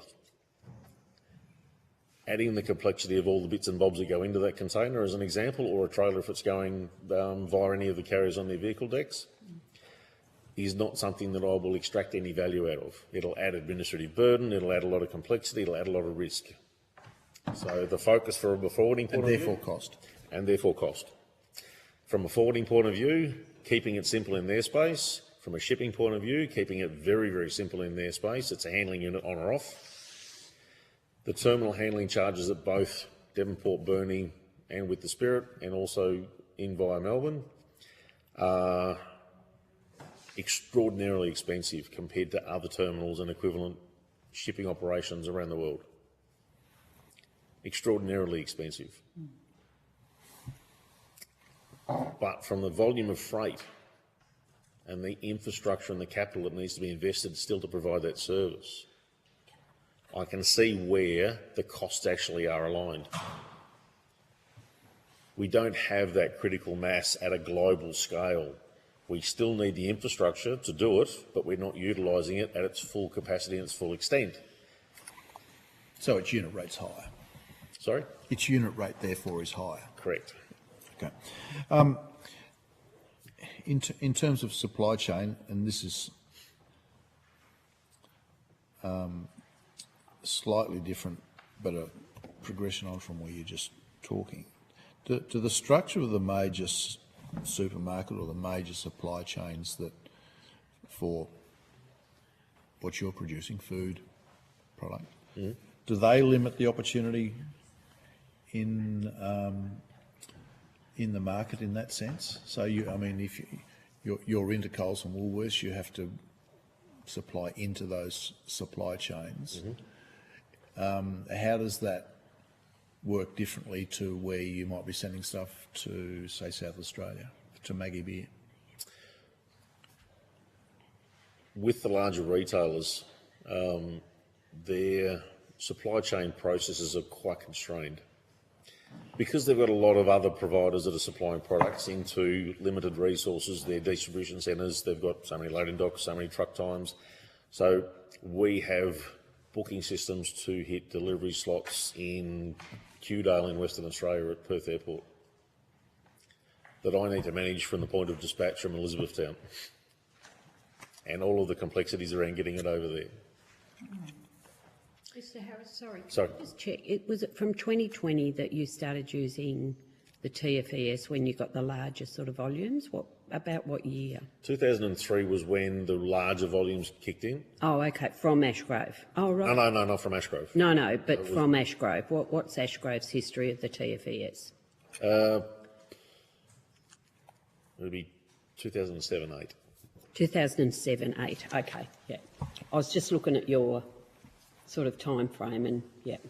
It was only when they got to the point where instead of the pocket orders that were being supplied on the mainland, we then started to have the larger customers. We had contracts to supply, so there was one customer with multiple orders going through. No worries. It made sense. Yeah, I was just trying to clarify that with the timeline on your website. Sorry, Richard. In terms of the commodity differences, we heard before carrots versus onions and stuff like that. How do you fix that when that's a market thing? Although it's not completely market because it's partly GT line, but it's the way they are. How do you fix that? I mean, you've been in the game for a long time, so I'm drawing on that experience. How do you fix that side of it? I mean, and I'm doing 10 trailers a day, so I want a better price. That's going to happen, I'm presuming, versus someone who sends one a week or one every 4. They're market conditions, aren't they? They are very much market conditions. They are buying power, alignment of businesses. One of the core parts of the Ashgrove business model is around partnering with Tasmanian business, even if it doesn't necessarily provide a competitive cost advantage. So from our primary forwarding perspective, we utilise Fresh Freight. Fresh Freight have got an equity share in Sea Road Holdings. So they ship via Sea Road. So even though I am a small producer by scale, we're a large business in a Tasmanian space, but from a shipping perspective, infinitesimal, not even worth worrying about. However, because we partner with Fresh Freight and they are in turn partnering with Sea Road, we are able to increase our level of influence over service, not necessarily cost. We're a premium product, we're providing a service to a high-end market. Our ability to maintain that market is around service. Cost is something which is managed, but not a measure for our level of success. Yeah. But at the end of the day, as in any supply chain, if a part of the supply chain is too expensive, you're not in the market. Correct. Or you'll find a different way of doing things and add complexity to your business. The differences between the forwarders moving the commodities out of the state are very much around the alignment with the shippers. Yeah, okay. It's very much around that. So, Matt Ryan's example around carrots versus onions, it's the same box, it's the same trailer, it's going on the same vessel, taking up the same space, with the same weight, with the same needs, with the same everything. The only difference is that the supplier that has the onions may have 5 times the volume of freight. So they will have a price advantage in terms of their cost for that task, purely based on economies of scale. Whatever the explanation is that comes back from the forwarder around why there is a price difference is purely a commercial decision and a business communication around what they are or not willing to share. But in terms of Matt's discussion around onions versus carrots, he's bang on the money. Okay, thank you. He's bang on the money. Yeah, well, the question is how do you fix it, but anyway, that's I don't know if Mr Harris has that answer to how to fix it. no, but it reinforces the evidence anyway. So thank you. I think I've got plenty more, but we're time constrained. We do, we're struggling at the moment. Thank you, Mr Harris, for your time today. I don't believe you had any questions on notice, but if you do have anything you'd like to give us, it's before the 22nd of this month. Terrific. And we thank you so much for your time. Thank you very much for yours.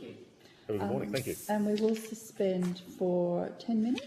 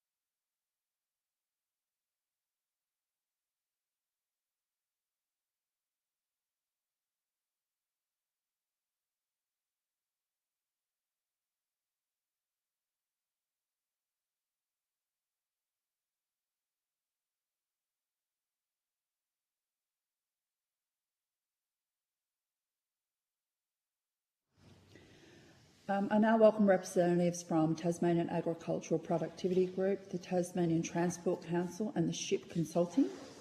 I understand that information on parliamentary privilege and the protection of witnesses giving evidence to Senate committees has been provided to yourselves. For the Hansard record, will you please state your full names and the capacity in which you appear today? Can we start from... Michael Newton, Vice President of Tasmanian Transport Council. Rob Biles, Transport Council. Brett Charlton, Principal of the Ship Consulting, and just a correction, I'm representing Tasmanian Agricultural Productivity Group and the Freight Trade Alliance. Thank you so much. Apologies for that. Do any of you have a short statement you would like to read out, or can we start on questions? I'm happy for questions. Yep. Mr. Bales? No. Mr. Newton? No. Beautiful. Okay, so we will just jump right in. With the Transport Council, what do you perceive as the biggest problem with the freight equalisation scheme for your members? Do you want to take that up, Rob? Well, I suppose we met before, Tammy, we talked about it, is that we're talking about two different spirits across in Australia. We've got the spirit of progress and the spirit of Tasmania. The spirit of progress is free of charge, and the spirit of Tasmania you pay through the neck. You go to northern Victoria and it costs you nothing to get out. You go to southern Victoria and you put your hand in your pocket. Is with through the federation, is that we're all meant to be each state is meant to be on equal footing. If you look at Melbourne to Wagga, it's about the same distance as Melbourne to Devonport. One, you don't even slow down to go across the state borders, and the next one, you put your hand in your pocket somewhere along the line. And that's part of it. Like if you use with a semi-trailer, is you 3,500 to get it across the water. And the other one, like with farming, is the imbalance in it is when you go to bring agricultural machinery in. Brother-in-law bought a baler in last year, and the baler was over 6 months older. It didn't come to Tasmania within 6 months of being imported into Australia. Mm-hmm. That was the response he got back from the freight equalisation. Mm-hmm. The baler he bought in Queensland, come from Queensland into New South Wales into Victoria free of charge, and someone still had to build the bridges across the rivers. No one pays there, yet when he got to come from Victoria to Tasmania, he gets fined. And they just send back the freight equalisation isn't available because it didn't come to Tasmania within 6 months of coming to Australia. A couple of years ago we bought a harvester out of New South Wales, exactly the same thing, and it was just over 9,000 to bring it back into Tasmania. Mm-hmm. And if you look at the young ones that are in agriculture at present, there's a fair few harvesting contractors that take their machines into New South Wales, Queensland, to make it viable to own a late model harvester, and their mates in Victoria just go straight across the bridge that all the general public of Australia footed the bill for it. They go straight across the bridge across the Murray for a charge, yet they can't claim freight equalisation on these machines, which is bringing the latest technology to Tasmania. Mm-hmm. Is that Marty McConnell, he would have liked to have been here, is that 60% of the work that he did last year was on the mainland with the machine. Mm-hmm. You look at the window of opportunity for a sort of machine, when you look at $1 million machine, you bring it to Tasmania and you've got a 30-day window, really, of harvest opportunity, that there's no way Tassie's ever going to get the later technology or into agriculture if we're not looking at the big picture somewhere along the line. When it comes to the rates with transport, do you think there's a better way that it could be evaluated, it could be looked at? Because there's different prices for different things that cross the strait, yeah? Well, the freight equalisations, I believe, was set up to make it so that it costs the same as what to go across the Melbourne to Devonport distance as what the same road distance was on the mainland. Yep.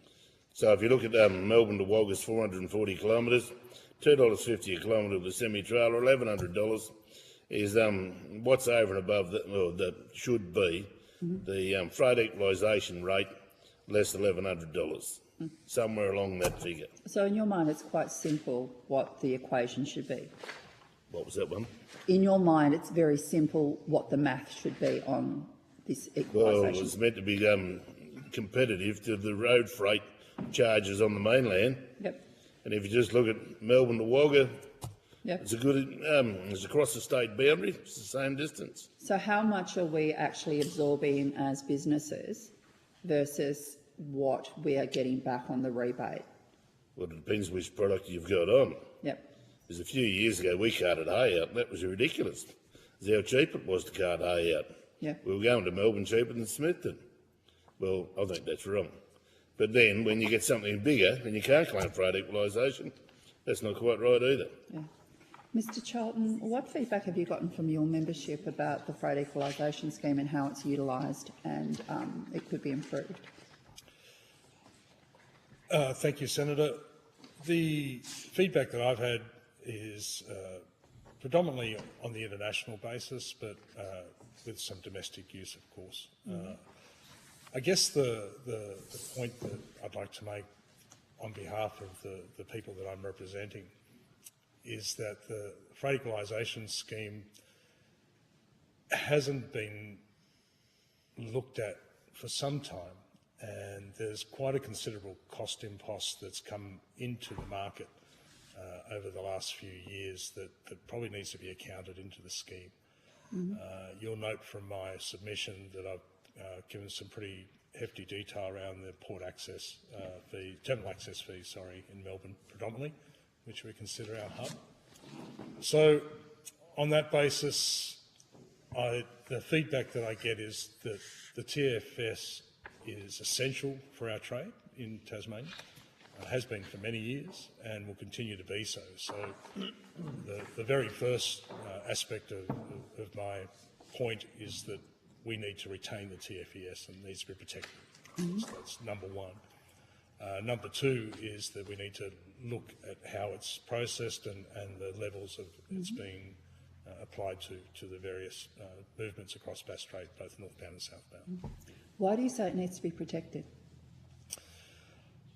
Well, again, and to our colleague's point, we're an island state. We're the only island state, and as a result, we rely on blue water shipping to get our goods, not only domestically but internationally.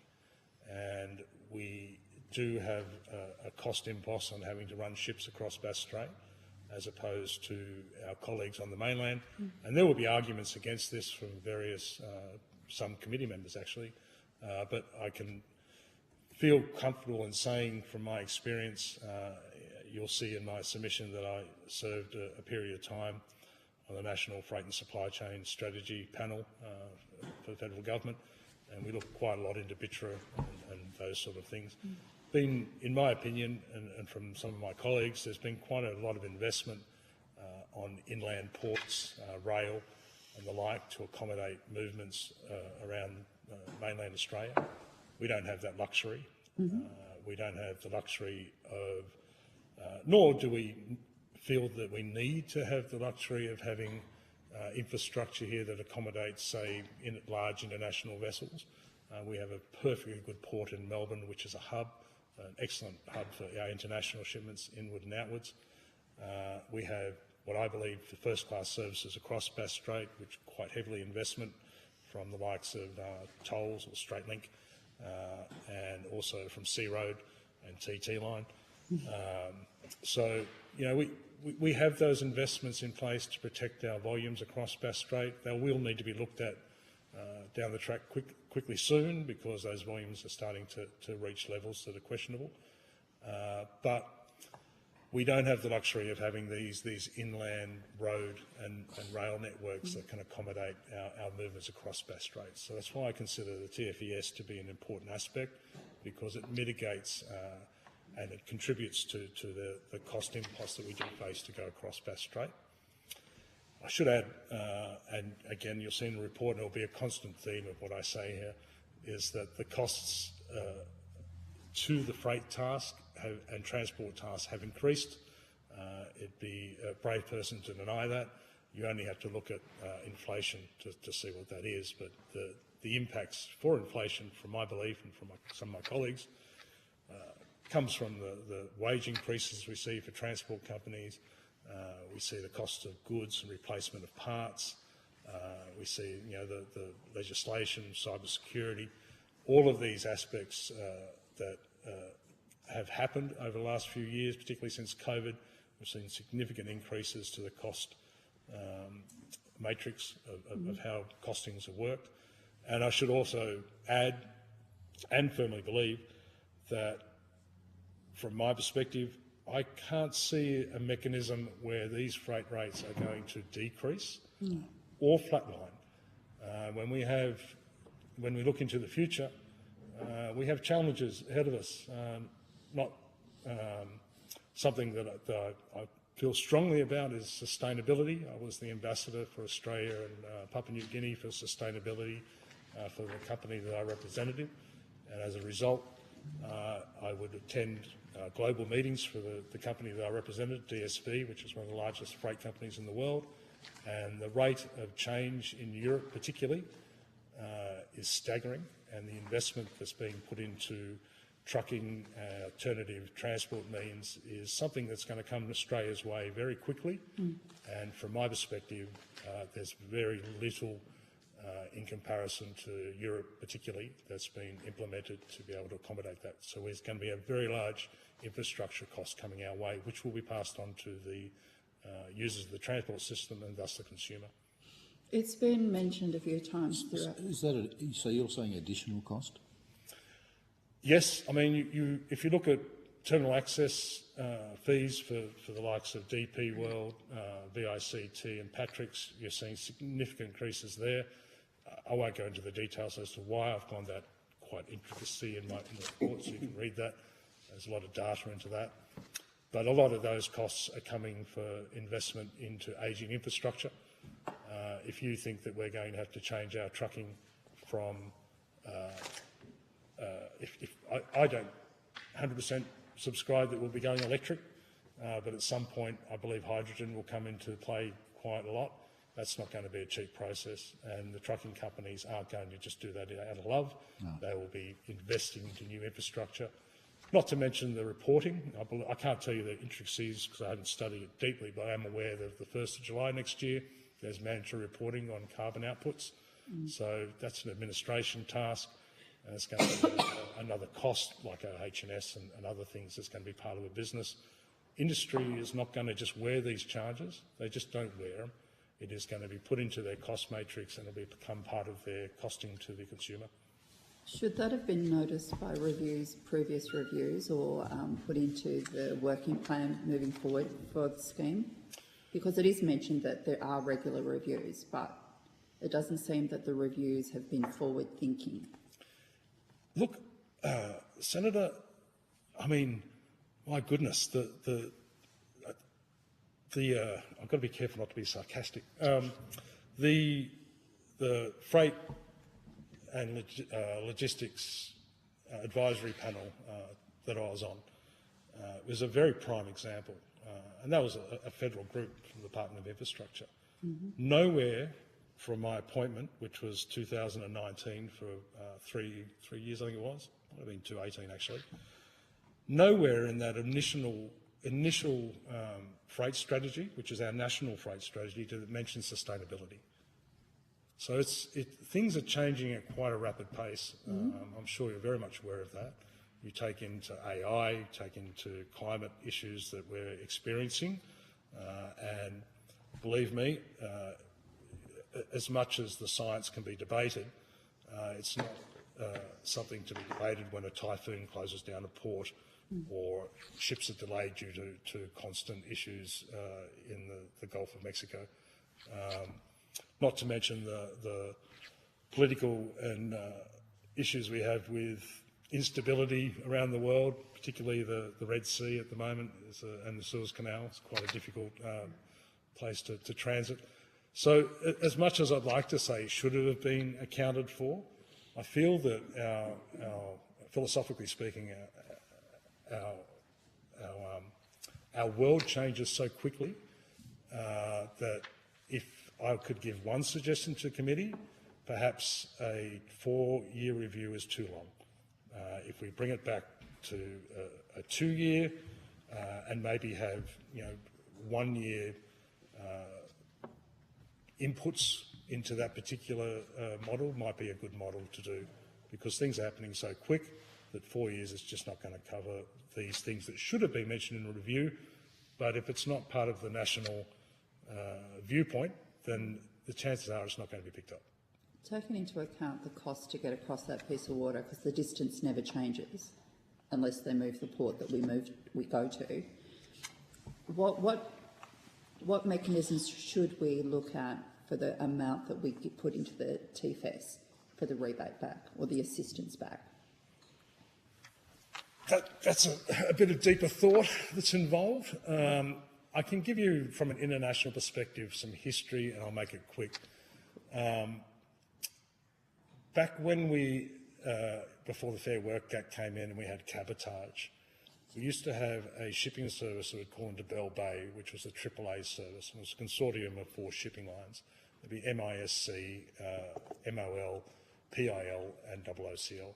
And that ship would call into Bell Bay and sometimes Burnie once a week, and it would go from, I believe it was Sydney, Melbourne, Bell Bay, Perth, Singapore, and then do the route, and that was its circuit. At that particular point in time, that was our window to the world. We could use Singapore as a hub. And back then, it was pretty fair to say, from my perspective, some people may differ, but from my perspective, it was fair to say that we would be able to accommodate US dollar per container differential between our mainland compatriots, on the understanding that we're on an island and there's a little bit of additional sailing and the like. So on an international container basis, we have the TFES extended to cover export and import on certain aspects on import of Australian $700 a container. I feel there's a case to increase that, but that would be the model I'd be working on an international basis, an understanding that we are on an island, we are at the bottom of the planet, at the bottom of the chain. We have to compensate for that to a certain extent, but not to an extent that's not looked at regularly to ensure that we keep that quantum at the same level. Senator Urquhart. Thanks very much. Mr Charlton, you said that the scheme hadn't been looked at for some time. I know that in 2019, the government of the day then, I think it was in August, announced a number of improvements to be made to the scheme. And there were 4 areas. One was to review the policy on the eligibility of imported goods under the southbound component, review the TFES assistance for shippers of high-density goods to align high-density goods with other goods and better reflect freight rate charges, the expanded component of assistance for goods transshipped at mainland ports, and the 4th one was around reducing the time for claims.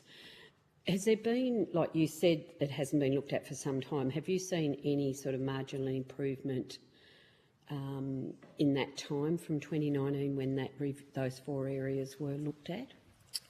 Look, I would say that a very large improvement to the TFES scheme was the inclusion of imported goods, and at the time I was chair of the Tasmanian Logistics Committee, and not in the submission copy I've given you here, but the one that's been submitted online, yep. There's copies of reports where we've provided the export and the import yep. Background to that. That part has been a godsend to trade here. If you're a salmon farm, for instance, you don't normally have every piece of cargo that is imported into Tasmania pretty much goes via a mainland port. Yep. Whether it goes via Melbourne or it goes into Bell Bay via those ships in Sydney and the like. Yes. It's still touches a mainland port and therefore can look at the TFES scheme. Yep. I think it's fair that it's levelled at I think it's against tariff item goods, and so it doesn't impact traders in Tasmania that could be detrimental due to that. Yep. But say, as an example, for a salmon importer, bringing their raw materials in to make salmon feed. Yep. I know for a fact, because they were my customers, that has allowed them to invest more into their businesses. So I think that's a big tick, having that TFES, one for export previous to that time, and also for the import side of things, Yep. that big tick. So I think that's a very big tick. Yep.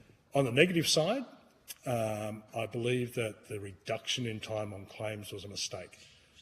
6 months, back then perhaps it was a good trade-off to allow the imported goods to be into the scheme and then have a shorter time period. But I'm sure, as everyone's aware, since that COVID thing, the workplace has changed. There's a constant changing of staff. I've heard many examples where people have missed that time window of that 6 months and had to request for an extension. Yeah. I think it'd be wise to relook at that and expand that time. I think So that's just to clarify, what I was referring to there was that a reduction in the time that it takes for them to already be paid. So it went from 35 to 30 days once it's received. Well, the feedback that I've had, sorry, Senator, the feedback I've had, Yep. that hasn't been met. Okay, no, that's fine. And it's That's what I'm extended. asking, yeah. I'm not directly involved in claiming. I've never been No, able but to. in terms of your knowledge, In that, terms of my knowledge, I believe that the time to receive settlement from your claim is way beyond those 30 days. Yeah. It's been reported to me as such. yeah, fantastic. Thanks for that. So I was just looking at your submission. You've got 4 recommendations in the boxes there. One of them talks about the processing and remittance of claims, which we've just talked about, needs to be reduced. So you're saying that that's well beyond the 30 days from your understanding. The other thing that and look, it may be a little early to tell, but you've put in there delays are perhaps due to staffing challenges post-COVID, etc. There has been an additional 3,000 staff put into Services Australia since, I think, earlier this year. So I'm just wondering whether or not you've got any sort of information that might suggest that is improving. Senator, unfortunately... If you don't, that's fine. No, I to the contrary, Yeah. I've heard the opposite of that. Okay. And I've experienced it in other departments Yep. where that same's been said. Right. That's got a lot to do probably with training, working Yep. from home, Yeah, and of the course. like. So I think there's a bit more to go before that can be improved. Yep, sure. And is there anything else that you'd like to add? You talk about the recommendations, claim amounts have not kept up with the increase in freight costs. You've got more detail in your submission, but is there anything that you'd like to actually, I mean, your submission will be part of it, obviously, but is there anything that you'd like to put on Hansard in relation to the other 3 areas that you've talked about? The 6-month window should be extended. Did you consider a time frame for that at all? Look, I'd leave that up to some independent research to Yep. canvass as to how. I wouldn't be comfortable giving you No. a time Yep. from my own self. So you're suggesting that there be some work done to look at sort of what proponents of the scheme sort of need as opposed to what is there? I suggest that's a good way to go. Okay, thank you. Mr Bales or Mr Newton, I'm sorry, I haven't really had a chance to look at your extended submission, but is there anything that you would like to add in relation that you haven't already? No, just probably one thing I didn't touch on to explain really was the spirit of progress. That's the bridge that goes across the Murray at Albury-Wodonga. Yep. Not many people know about that, but How big? How wide is that? well, it's probably 3 lanes north and 3 lanes south. Right. But don't- sorry, how wide? I don't mean the Oh. width of the road. I mean the length of Probably of 2 the kilometres distance. through there to cross it. 2. Sort of flat. I don't know how wide the river part is. Yeah. It's just part of the road system, but it's what connects Victoria and New South Wales together. Yeah. That people don't slow down for. Oh, that's the Albury-Wodonga sort of link. Yeah. The highway, 'cause Yeah. that's what the connection is. Yes. But the bridge itself is called the Spirit of Progress. Yes. Yeah. Okay. Ours is a little bit longer than that, though, isn't it? 420 It kilometres. is. Yeah. But the point was Yes. that someone still had to pay for their connection. Yeah. That they get free of charge or covered under road registration. Yeah, okay, no worries. All right, thanks, Chair. Thank you. Senator Calder. Thanks. Something more? Mr Chelton, you talked about the triangular, well, the service that called into Bell Bay, and there's been some conversation with respect to the level of competition on Bass Strait, or how competitive the market is, put it that way. Would you say that that additional service provided an additional level of competition to the costs of Bass Strait? Senator, if I understand you correctly, you're talking about the two services that are calling in Bell Bay presently. The weekly service that was calling into Bell Bay, that was coming down the east coast, heading across Perth and then out to Singapore. Yes. So at the time, cabotage was allowed. So we had trade out of Bell Bay to Fremantle.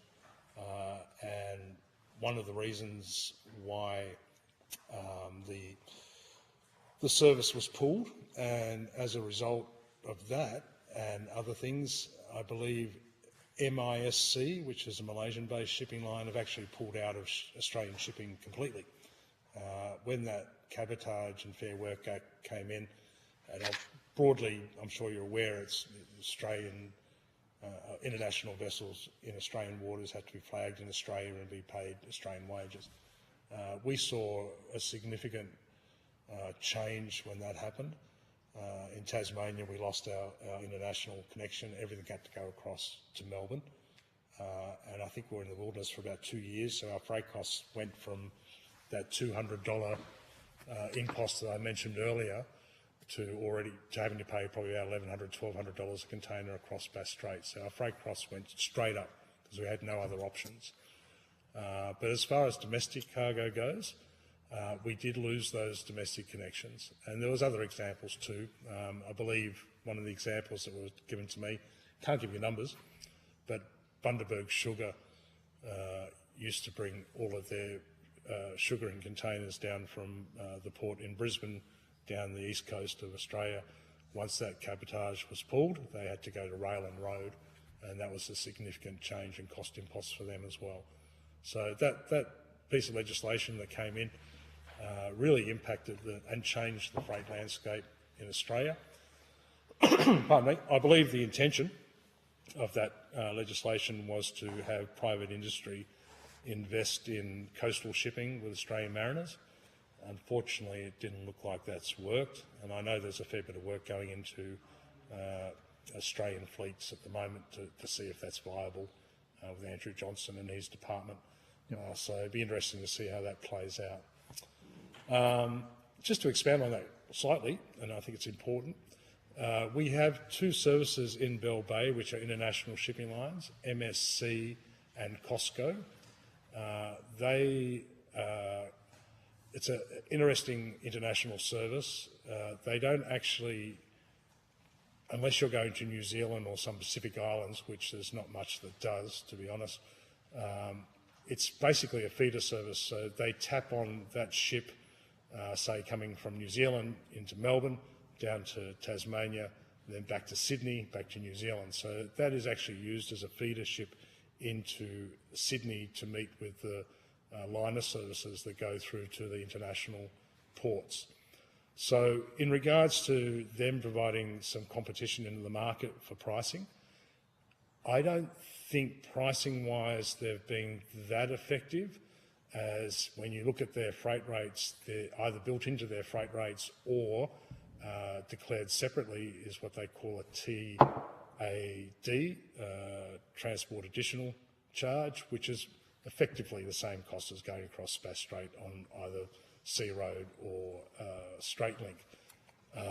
Where they have provided some opportunity, I believe, is that they do have a better access to reaching these liners and using alternative ports. Like COSCO may use Sydney, or MSC may use Sydney as opposed to Melbourne, and they can feeder that cargo through there and repositioning empty equipment when it's needed, and reduce some of the capacity issues we find across Bass Strait.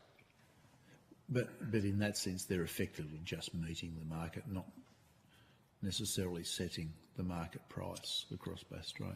No, unfortunately, they don't seem to have to. When you mention about competition, and you'll see in my submission, I have put a table in there of the increases in freight over the last few years from the various parties, TT Line, Straight Link and Sea Road. Whilst their percentage increases change sometimes year for year, if you do an aggregate over about 3 or 4 years, they're basically the same. So around the same time every year, there's a percentage increase in costs, and those costs over time, I think over the last 3 or 4 years, equate to about a 20-23% increase in freight costs. So who, in your view, would be the price setter in the market? Price setter in the market are the corporations and companies that run the shipping and transport services across Bass Strait. I'm not saying it's not based on science. I do acknowledge that there's cost imposts that those businesses have had to take into account, but the cost of freight is driven by the likes of Straight Link, Sea Road, TT Line and the shipping lines. So that goes to my question. Does one of those three particularly set the market, do you think? Who is the most influential player in price in the market? I think the most influential player as far as market share would be Straight Link. They would have the most volume to go across Bass Strait.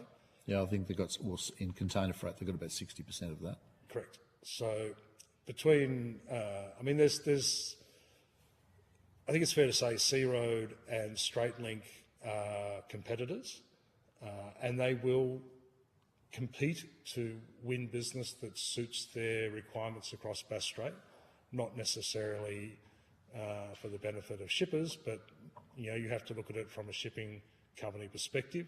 They'll be looking at what the equipment balances and freight tasks that they want to carry to maximise the profits of their enterprises. So I think that's a driver. Okay, that's fine. That's a good answer. Mr. Bales, you're experienced in the market itself also in Bass Strait, although largely to the islands.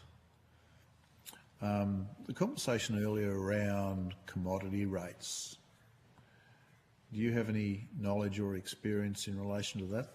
That was mentioned by the TFGA witnesses. No, not really, other than that they're pretty flexible. There's lots of different rates. Yeah. But no, that's about all. That's, it's where we go to get a fair and reasonable thing across the board. Yeah, okay.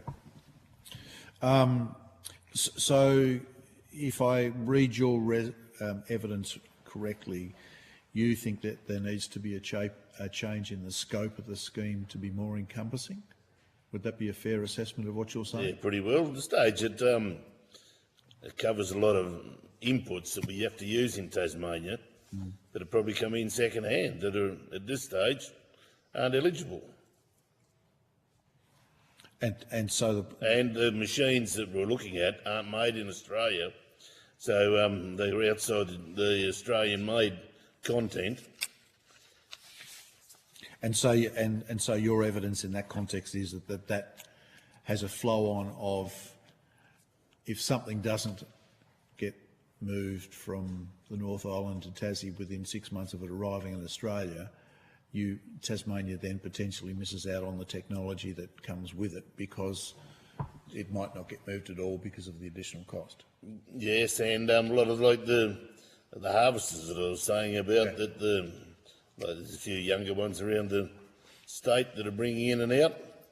They pay going out and they pay coming back to take the machine to work to create the efficiency, to create it, to make it viable stage they can own it. If they bought that machine to Tasmania, they wouldn't get enough work for it to actually cover its overall costs. So that the window of opportunity in Tasmania. So 60% of their work being done on the mainland, as you said before, actually helps them to pay for the machine, but also provide access to that technology and equipment to Tasmania. But their cost of moving backwards and forwards isn't supported by any of the programs that currently work on Bass Strait. How much would it cost to get that machinery across the strait? Around 10,000. If you was in a shift of harvester on the front, So that's 10 grand each way. yeah. Yeah, okay, thank you. And like Marty McConnell, he's only a young bloke here at Longford. I think he took 2 out this year. What percentage of income would they be generating on the mainland then, since that a large proportion of their business is the mainland contracts? He said 60%. Last year, one of the time we were talking to him, he said 60% of what the machine earned was earned on the mainland. Which would be 100,000 a year, give or take, or just estimation? Looking at $1 million and looking to earn it over 5 years, so it's probably over 100, like around 100,000 a year. The machine to be earning Okay. on the mainland. And 20k of that is moving backwards. It comes out of that 20k Yeah. moving backwards and forwards across the Strait. Okay. Mr. Charlton, what's your thoughts in respect of the scope of the scheme? I think there's some room in the scheme to be improved. In my submission, you'll note that I've made a case in regards to vegetable packaging that goes across Bass Strait and has to be returned. I believe that we need to be looking beyond the current scope and including aspects that are going to shape the future of what's going to be important for trade. Again, sustainability is going to be one of those. That particular case that I've mentioned, to me, is a no-brainer. You are under direction by the major supermarkets to use this particular type of packaging. That packaging is used by our traders with the likes of Coles and Woolworths and Aldi, but they have to pay for that to come back. I'd imagine at some point, if freight costs So this is the reusable trays and all of those sorts of things that get... It is, yeah. Yeah. And they come back, and they have to pay for them to come back, and they're not included under the scheme. So, Versus if they're in cardboard packaging or whatever, which can be burnt on the other side or disposed of. well, Senator, that was going to be my point, because at some point, if I was in those shoes and the cost of freight was against sustainability and profitability was such that I need to look at one-way packaging, that was something that would come into my equation as a CFO of a company. And we don't want to be seen as someone who's going outside of sustainable measures in order just to tick a bottom line. So if we have assistance in that sort of area through the TFES, that's going to help continue that trade and make it But sustainable. sustainability versus profitability usually trumps. At the moment it does, but we can't. I don't think we can rest in our laurels with that. I think that's going to become more important into the future, and improvements in that are certainly something we can look deeper into as an industry. In the meantime, if we have the ability to have federal assistance to accommodate the needs of that sustainable aspect of trade, it should be looked at. Do either of you have thoughts on how you manage the matter or the issue of consolidated product? So, you know, for the big guys who are sending the same thing or have a regular cycle, full containers, all that sort of stuff. But in the context of trying to allow smaller businesses to grow into medium businesses, to grow into larger businesses based on their productivity on the island, the issue of having to consolidate product or send smaller scale shipments seems to be one that is a choke point in the system. Do you have any thoughts on how we might better manage that, or how the scheme might better accommodate that? It's the holy grail, Senator. It's been looked at many times. In fact, if you go back into the past, quite some time ago, when we had those AAA services going to Singapore, my original business in Tasmania actually started consolidation of what we call less than container load cargo, and using that as Singapore, and using Singapore as a hub. So think canned abalone, honey, lightning protection goods, winches, those sort of things. We were able to reduce the cost about $75 a cubic metre back then by bypassing the mainland port. Unfortunately, due to reasons I've already stated, that's not a viable option anymore. So when you talk about consolidation of freight, it is being done in a certain respect. It's being done with the likes of Hobart, Burnie, Devonport and Launceston as hubs. So if you're bringing smaller cartons of goods, chances are it's being picked up by a local courier, brought to a distribution centre or packing centre, like let's say Straight Link in or Toll Tasmania, TGE. In Launceston, it'll be consolidated into a container, sent across to Melbourne, deconsolidated and delivered from there. And TFS does cover that into a percentage space. It can be claimed on a per cubic metre basis rather than a trailer or container basis. However, that model is somewhat flawed cost-wise due to the touch points. Every time the truck or transport company changes it or it gets unpacked or repacked, there's always a cost to it. Yep. I mean, is the solutions to that a lot more philosophical than TFES? I mean, I'd like to think that our government and other schemes could work on consolidating shipments to end users so it's one-to-one rather than from one place to various places at their destination. But that's a bit of a deeper conversation. Yeah, I mean, that's a market thing, and that's a question that I asked previous witnesses. Does the market actually cater for that? And it does to a certain extent, as you've just indicated. And I think the conversation was that Ashgrove use Fresh Freight, who are one of those who do that consolidation work and build it up to container size, and then all that you've described happens at the other end and takes it away to its various points. The question becomes how the scheme accommodates that and those costs for those touch points, which is what you've just been talking about.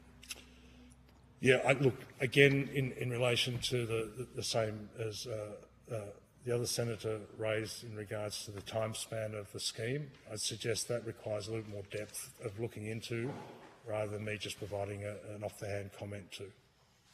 Okay. Mr Bales, Mr Newton, do you have a perspective on that? Michael, better say something. I just see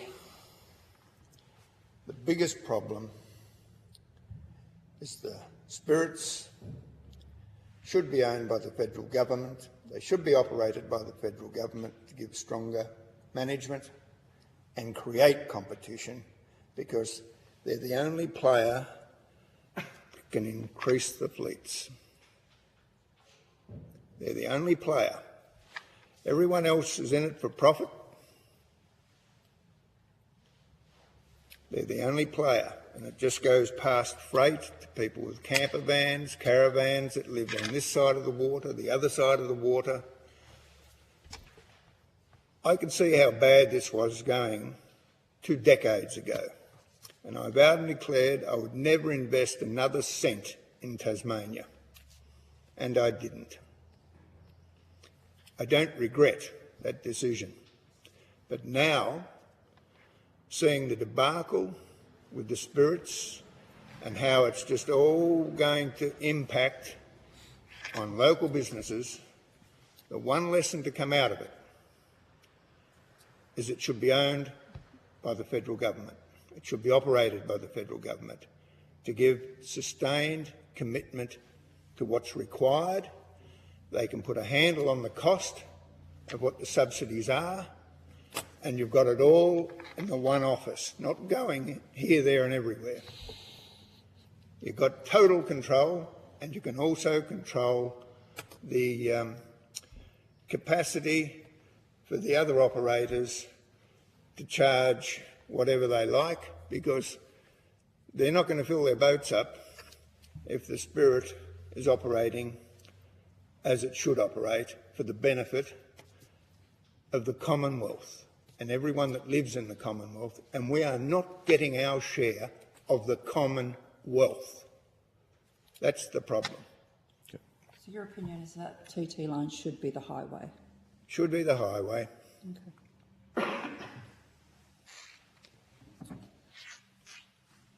I think we can end there? I think that's a very good place to end. Thank you. So much for your evidence today, gentlemen. If there was anything on notice, the due date is the 22nd of this month, but I don't believe there was. And we thank you so much for coming in today and sharing your opinions. Thank you so much. Thank you.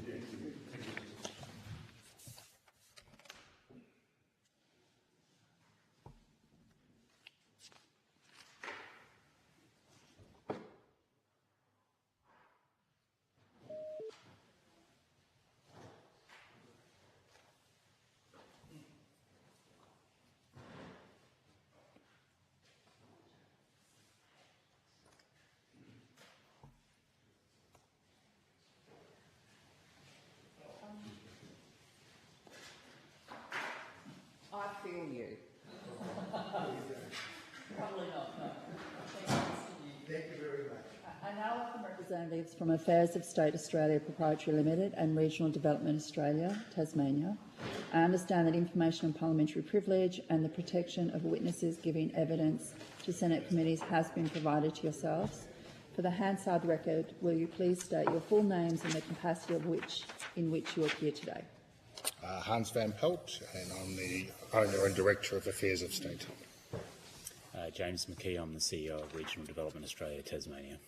I now invite you, if you have an opening statement, to give it. We put through the submission that was obviously written before the latest news on the Sea Road and the ship that's going in for maintenance through that Christmas January period, which just puts more pressure on some of the price points, obviously on capacity, and particularly on the SME business, the people that are sending less than a container load consistently, who obviously got some pressures on their competitive position. So I'm more than happy to take questions on any of that. But yeah, obviously the submission is a little bit different with that capacity this summer. Mr McKee, do you have a statement? Probably just to outline, so our submission was relatively brief, but just to outline the sort of 3 points that we consistently hear in dealing with our regional development remit. The issue of the total system and the inequities that exist in that is something that consistently comes up in our conversations with various parts of the system. CPI and the whole question of funding amounts is consistent, and probably just also that question around we live in a different market than when the TFES was first envisaged, and how that's playing out, and the inequities that, and the barriers to regional development that the current system throws up when we're dealing in a very different type of market. Okay, thank you. Mr Van Pelt, your submission mentions intermodal costs as being the biggest expense for TFES claimants. How can you see the scheme could be enhanced to improve the situation? So where a lot of the pricing challenges have come, particularly the last 3 or 4 years, so whether it's event-based, capacity issues now, and obviously we've had the pandemic issues, the real increases in costs have come from the logistics door to door. So it's not just the component of what goes across Bass Strait, it's the charges inside the intermodals, it's the charges inside the warehousing and the distribution. It's paying for, a truck to come to Hobart and go back empty, so you're doing that whole notion of I'm an aviation guy, but it's a return fare when you really want a single one-way ticket. It's the issue of the door-to-door stuff, that last mile piece once you get through the port, the charges through the port, the changes, the repacking that happens in a lot of those instances, the cost of the truck, the cost of the driver, the potential delays that you now get because a ship arrives in Geelong and there aren't enough hours in a shift to get from Geelong to Sydney and to unload, or to get the truck back to meet the ship at night time. It's all those incidental costs which have kept adding up.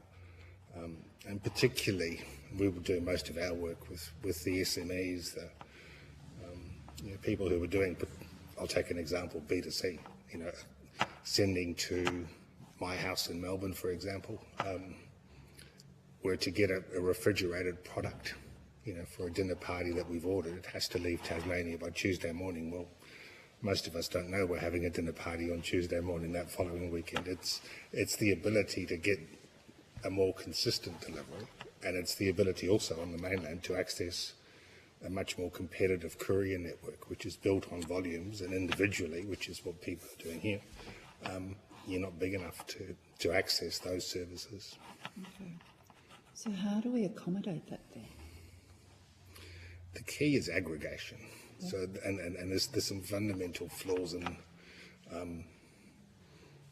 it's utilising space more effectively on Bass Strait. So the notion of the empties, which I'm sure you've heard about, but there's a large number of empty container and truck movements every year. Mm-hmm. It's been north of 30%. You know, let's say it's a quarter, but that's utilisation of an asset that's undermined. It could be more effectively used.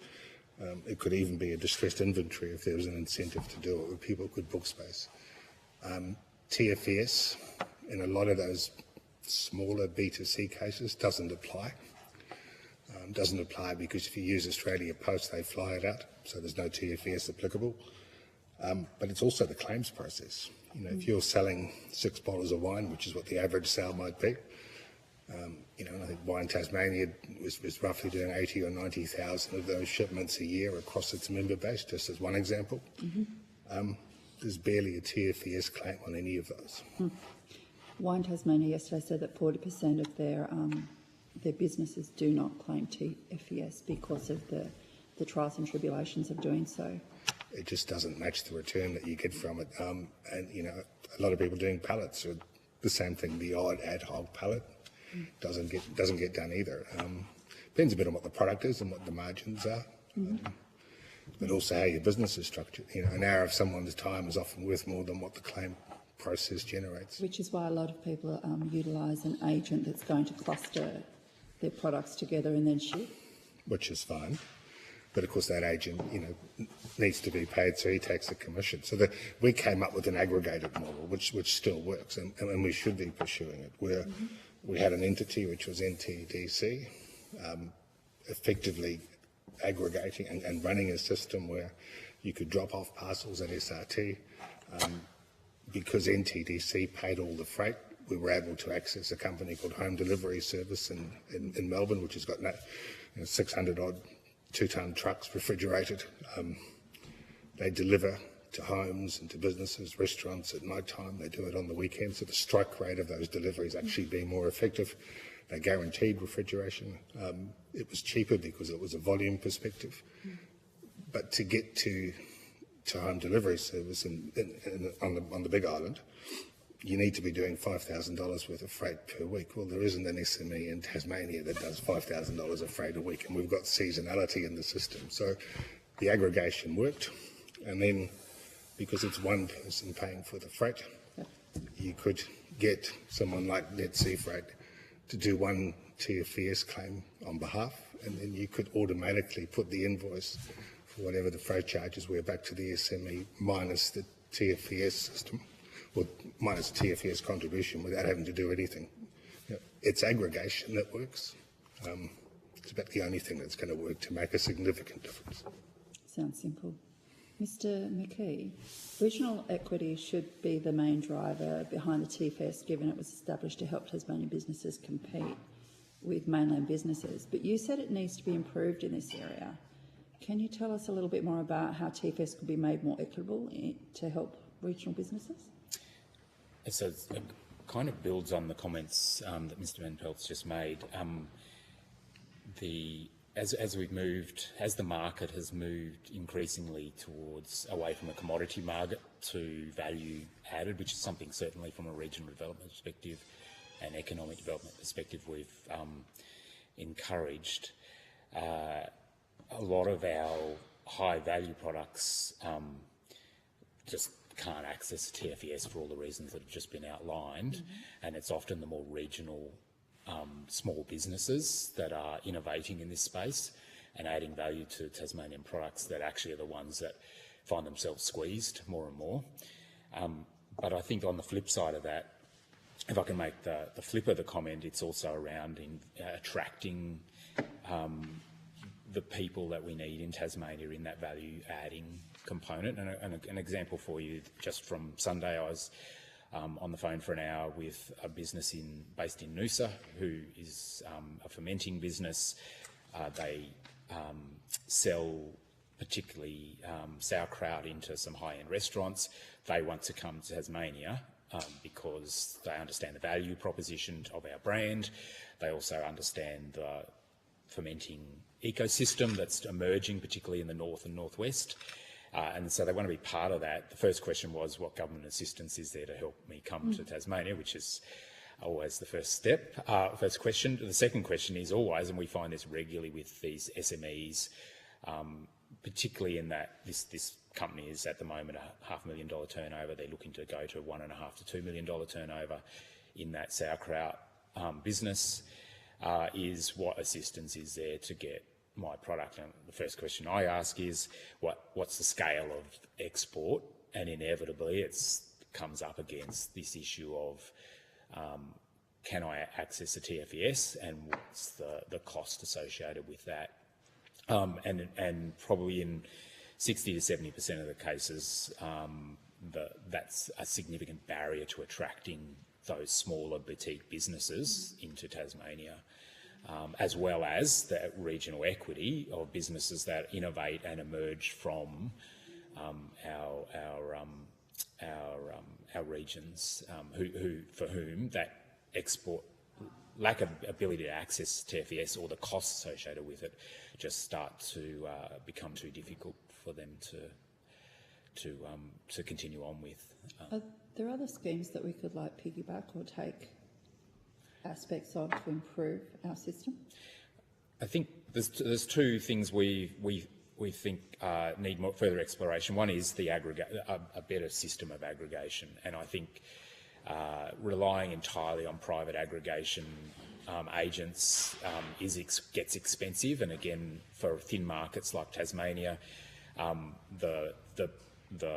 when I talk about a systems review, at the end of the day, things we hear a lot are about putting price caps so that any increases in the TFES don't just end up in the shipping companies, because that's certainly the perception and how people at the producer end often feel. But by a sort of a more supported public good aggregation service that's run commercially but supported on behalf of Team Tasmania, would allow a much better approach to these smaller boutique value-added exporters. And I think actually it's not just about their business, it's also about getting more of our product into the market. So I think there's real merit in that, reviewing how we can access better the TFES through that public good type approach to aggregation. And then I think that broader system review about where the bits in the system are broken from producer all the way to what happens in terms of getting on the ships. And again, Mr. Van Pelt's made an interesting comment about, when it only takes one ship out for 6 weeks, and that creates a whole ripple of effects, not just in the inability to get products through at that 6-week period, but it then affects, people's perception of our ability to get product to market. So that system as a whole needs some consideration. It's also the smaller islands, that we've got the Mayor of Flinders Island's going to appear later on today, and King Island as well. How do you help them in regional development when you know for a fact that any business that starts there is going to be on the back foot straight up? Yeah. That's why we wanted to present today, was just to make that point. We struggle to help them because without the ability to have some form of aggregation that people can tap into. We certainly work with the 2 airports and with the airlines where we can to assist that, but again, you've got some of these challenges about even just getting to, for a Flinders and a King, where you've got double hops to get. So they've got fleet issues coming up as well. And fleet, exactly. In an aviation. That's right, exactly. There was a huge ageing aircraft issue with regional aviation. Which is going to have a crisis on both islands in the very near future. it's here now. It's highlighted by the Rex administration, which is putting this spotlight on the whole sector. Yeah. And even when if that was ever functioning really well, you've still got that issue of, for the islands, it's that ability to, once they do get it to either the mainland or here, then there's often they're small batches of products that are quite difficult to, and get pushed to the side for large batches of product, large container loads. And again, it's really just emphasising, I think, from our perspective, the market has shifted away from a commodity market, rightly, and it's a good thing for Tasmania because we're creating more value out of our product. But the old system was designed around commodity markets. This is a different market we're in and needs. Like niche businesses are important, but it's also impacting large businesses. I know I've sold to a large berry producer here in Tasmania, but it's mainland based. Yeah. They are not increasing their business here because of the freight costs. How do you combat that? You can't, because it is what it is. I'd like to add just a bit onto the Flinders Island. Please do that. Let's do that. Yeah. So, as these, and I've run Rex in previous times. You'll know I've run the airport here. The ageing aircraft issue is hit capacity. So we're seeing fewer flights. So the airlines are being forced to fly less to do more. So they're struggling to get particularly captains to command the aircraft. And they're struggling for spare parts and the ability to keep those aircraft and to keep their fleets going. There's actually a pretty simple solution. So if we started looking at some fares, and we're talking about subsidies and TFAs, but if we had some form of, and I'll call it a zone cap, and similar to what WA have done, or what we do with regional and remote subsidies, is if you subsidise a component of that fare, so you bring it more into parity with main trunkline leisure routes, which Jetstar flew 12 million people under $100 in the last 12 months. Then you generate demand, and you get demand for travel to the regions back in that visiting relatives and friends market. You get regional tourism back. As you grow demand, you've got more revenue per departure. It's still got the same cost per departure for the plane, which is then you can rationalise and start looking at the freight business. If we did that, we could look, and some of the major airports could help. But a scheme like that brings demand back will attract new investment, which can then start to look at new aircraft types, and they're hard to replace, but it's possible. But we're on a downward spiral at the moment, and until we catch it and see that happening in regional aviation, we're going to end up with some form of underwritten bus network in the sky to keep a minimum level of connectivity going, because that's where it's heading unless we change the way we approach demand generation. And it's hitting so many regional destinations, airports that are all running at losses and putting pressure on local councils with, I'm conscious, I'll happily have a chat. But Yeah. Thank you so much. Senator Urquhart. Thank you. Mr Van Pelt, in your submission, under the summary points in there, you say there is little evidence that a TFES increase on Bass Strait is warranted. The issue of cost comes from increases across door-to-door intermodal supply, multiple handling and repacking, and lack of investments by operators to service Tasmania like mainland states. Do you want to just expand on that? So effectively, the way I read that, it's saying you don't believe there should be an increase to the TFES, but there's other models that are better served to try and keep costs down. Am I reading that correctly? Yeah, you are. And look, I'll try not to be flippant, right? But if we look at just... Sorry, you what? I'll try not to be too flippant, but as an economist, if you give the buyers more money, the sellers are going to put the prices up, is in part what I'm saying. Yep. The issue is obviously the 400-odd K from a road distance perspective, and the actual cost of that. And there's fluctuations as we get different demand patterns, different economic trends, pandemics, ships that are out. But the real cost increases when you look at a number of them. I'm assuming you've got some submissions and what's happening from a door-to-door perspective. Yep. So if you just increase the subsidy on one part of the supply chain, then all those other costs still exist. Yes. And really, a more ideal model would be to spread the subsidy across the door-to-door benefit. Yeah. Okay. So you don't have the issue then. And that's really the only way that a scheme like this can help the competitive positions. And what Mr McKee was saying before is real, that perception and reality of supply chains, whether it's a B2B, B2C or the larger supermarket channels is, and even what's going to happen this summer, we've lost a ship. Doesn't matter what the issues are, we can't replace it. That tends to put the price up, and prices never come back once they've gone up. Yeah, okay. But it's all the other pressures that come with it, and it lingers as far as, does a national supermarket supply contract with yet another logistics issue now become Melbourne, Sydney, Brisbane? And do we lose the opportunity to grow in those markets because it gets harder? It's like, it's the onions. Let me take a different scenario. January is the time where a lot of those empty containers come in to kick off the onion season. We now need to do some work to make sure that those empty containers can still come in. They might have to come into Bell Bay. We might have to get used to what that looks like, and we might have to support those services because that capacity is going to be critical to then generating the outbound. Yeah. So we have had in a lot of submissions, but also evidence we've heard over the last couple of days has been around those intermodal costs as well. So basically your reference in there is about trying to sort of spread that over, as I understand. It's the door-to-door angle of it. You also say that government should support the introduction of Sunday sailings by both Straight Link and Sea Road. Is that a suggestion that there isn't support? Or is that your view that government should get in and support? I think it's something we really need to look at. So, is there capacity in the system to add those two sailings?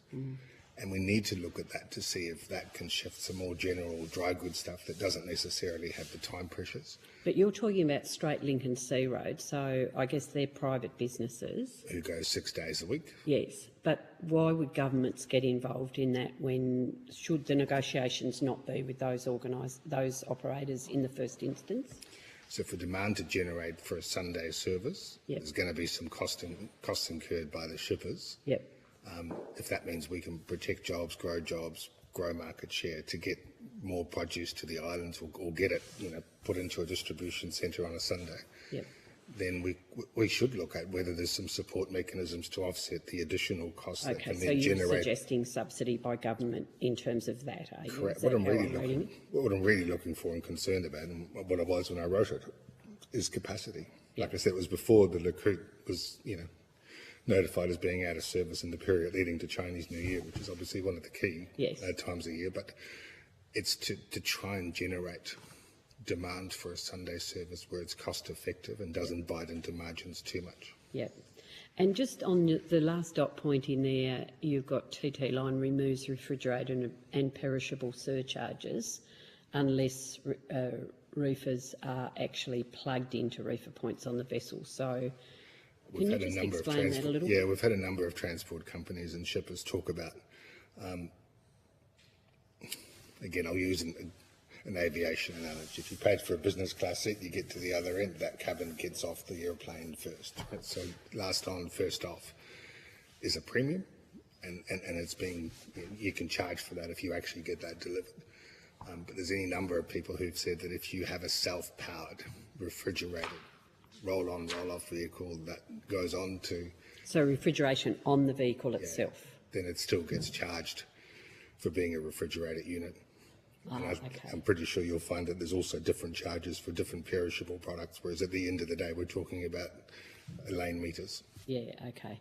That doesn't affect the TFES though, does it? That's a shipping issue rather than... It's a shipping issue, it's a pricing issue. I'm just trying to clarify. It's market mechanisms, and that's the hard part of a subsidy when you don't have any other mechanisms of control on the market.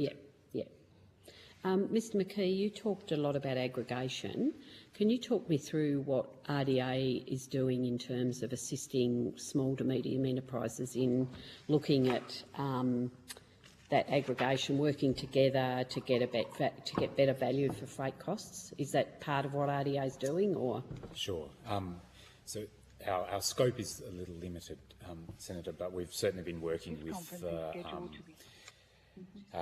the proposal that Mr Van Pelt mentioned with NTDC. So we'd, and I'd come into the role after that it had started, but had been so we've been actively supporting NTDC in that prosecuting that argument through, particularly to state government, just because we hear it so regularly.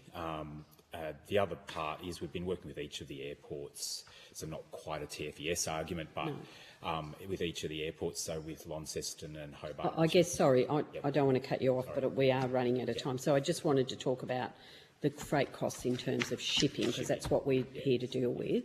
So what role has RDA, if any, done in working with regional producers to try and get those costs down by consolidating? Yeah, so we do get quite a few inquiries around accessing the TFES, particularly of people that are just starting to scale up or new to the business, new into business. So we take them direct. So one of my coordinators will take them directly to the appropriate paperwork and forms and assist them where that is possible.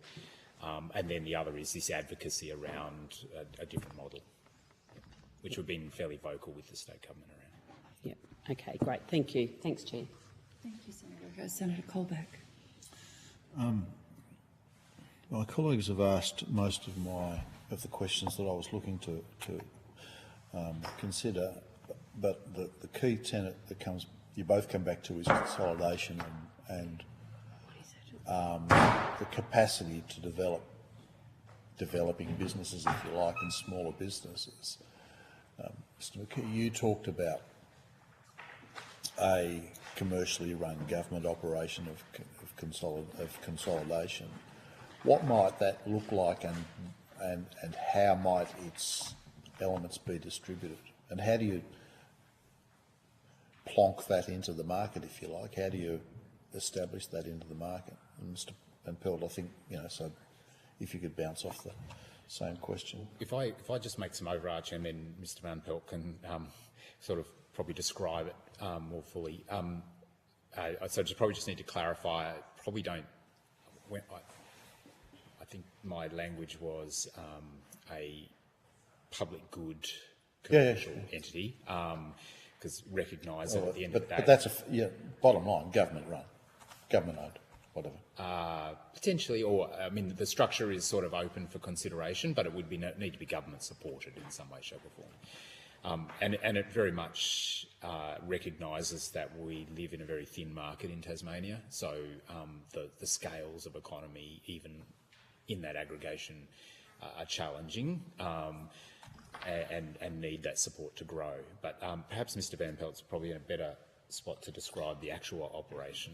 Could it be looked at in the context of seeding a developing product, if you like, in that sense, service? Which is how we presented it. So there's enough volume there.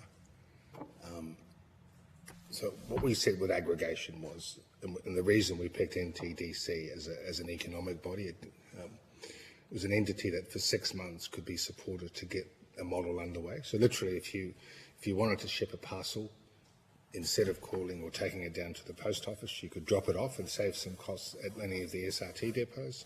You could contact NTDC and a process would start where it was aggregated at a depot here, it was aggregated onto a pallet, and then it was delivered to home delivery service. NTDC would pay for the freight, so a non-logistics company that could then claim TFES. Which is a philosophical change to the concept of TFES, where the person who made or is the owner of the product or shipping the product is the beneficiary. Which is why and then you get to the point where if someone ships 40 parcels a week, that's 40 claims that take X amount of time that are generating 40, 50 cents per parcel in return and just not being done.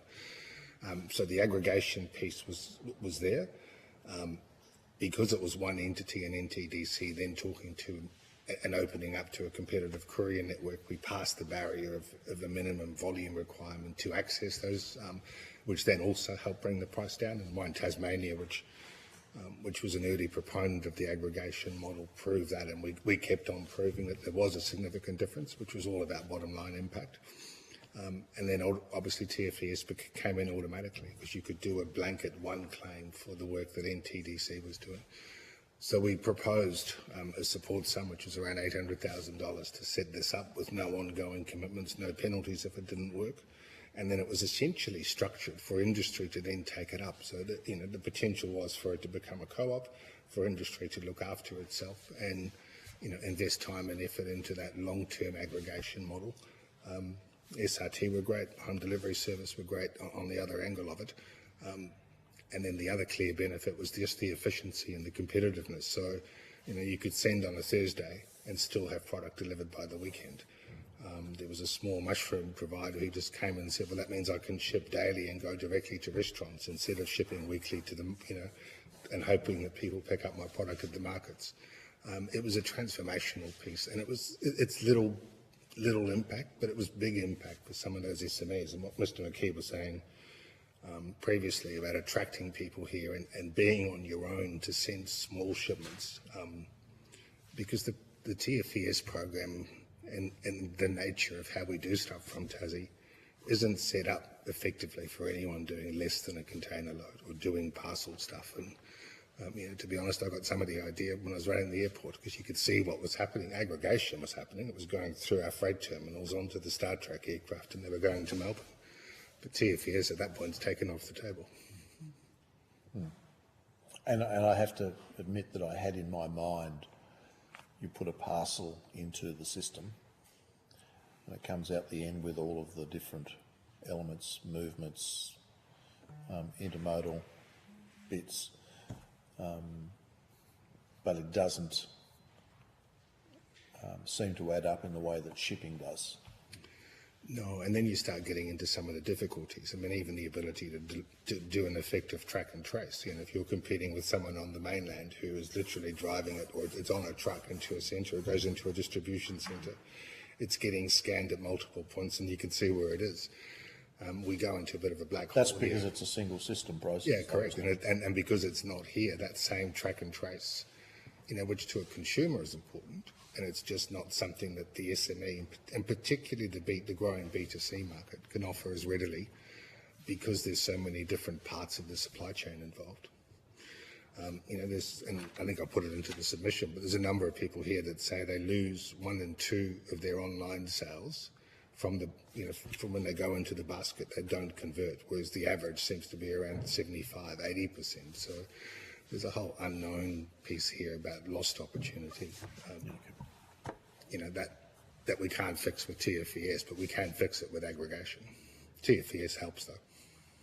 Okay. Thanks, Jen. Thank you so much. I don't believe you had any questions on notice, but if you do, it's by the 22nd of this month that we require the information. And we thank you both for your time today. Thank you. Thank you. Thank you.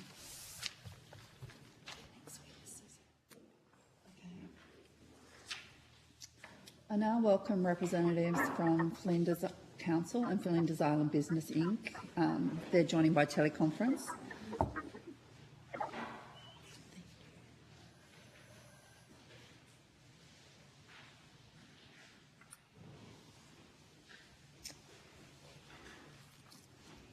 I understand that information on parliamentary privilege and the protection of witnesses giving evidence to Senate committees has been provided to yourselves. For the Hansard record, will you please state your full names and the capacity in which you appear today? Rachel Summers, Mayor, Flinders Council. Dr. Stephens Bartram, you there? Yes, Magdalena Stephens Bartram from Flinders Island Business Inc.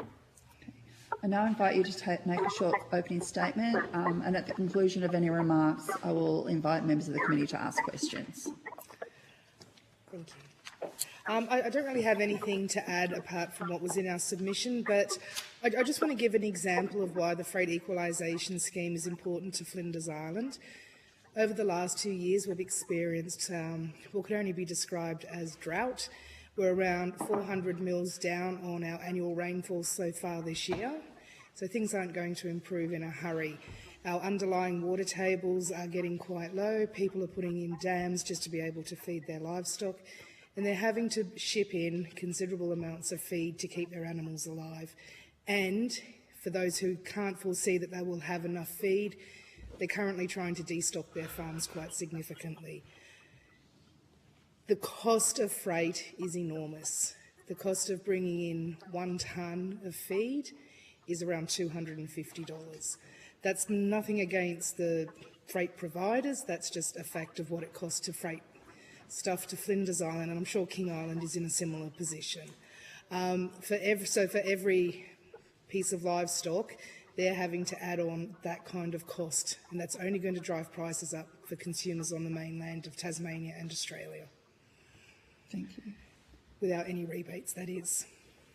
Dr. Steffens-Bartram, do you have a statement? Yes, I would like to mention that we specifically are concerned about equalisation, especially when it comes to the differences between King Island and Flinders Island. Both are very substantial in provision of livestock for mainland Tasmania. We are responsible here for approximately 20% of Tasmanian cattle industry, so it's quite consequential in case if, as Rachel already mentioned, the cost of it is becoming prohibitive and we limit our exports from here. It will have a general impact on productivity of Tasmanian exports as well. So that's the first one that I would like to add to my submission. The other one, especially now when we are dealing with sometimes difficult circumstances with freight, a lot of our businesses are turning into air freight. And as you know, the directions currently allow for the Secretary to make this exceptional circumstances declaration, enabling the TFAs to be payable on goods transported by air. We really don't have exceptional circumstances as such. Our circumstances are exceptional all the time, and the goods cannot be sometimes shipped by sea and have to be flown in, especially perishables, and therefore inclusion of air freight into the scheme would be truly appreciated and make a huge difference to our community and our businesses. Otherwise, everything what was already in my submission stands. So thank you for your time. Dr. Steffens-Bartram, if you have your phone on speakerphone, can you please hold it to your ear? We're getting feedback, which is, it's causing problems for our audio people. Is this any better? Yeah. All right. Would you like me to repeat the statement regarding the air freight? No, we did get that, but there was feedback. So thank you for accommodating us. I appreciate it. Thank you for your time. Okay. So how many methods, Mayor, are there to get to the island? How do we get to Flinders? So there's two ways of getting to Flinders. The majority of people would fly, either from Launceston or Melbourne or Bridport onto the island. Some people do choose to go with one of our freight shipping companies. Bass Strait Freight do provide passenger services for up to around 20 people. It can be anywhere between 7 and 15 hours on the boat. Glorious views all the way, of course. Glorious views taken into account. Yes. Glorious seas as well. Yeah, that's it. I'm sure. I was going to say, it depends on the weather whether you can get there or not as well, yeah? That's true. Is it a flat-bottom barge? To my best knowledge, yes. Cool. So it's very bumpy. It could be. I've personally never taken the trip on. I could be next year. You never know, you're luck in the big smoke. How problematic is that, though? Because flat-bottom barge, weather-dependent, getting anything to the island. Because I know at the moment that you can't get cars roadworthy on the island at the moment due to a tragedy on the island. So that's 3 to 4 weeks.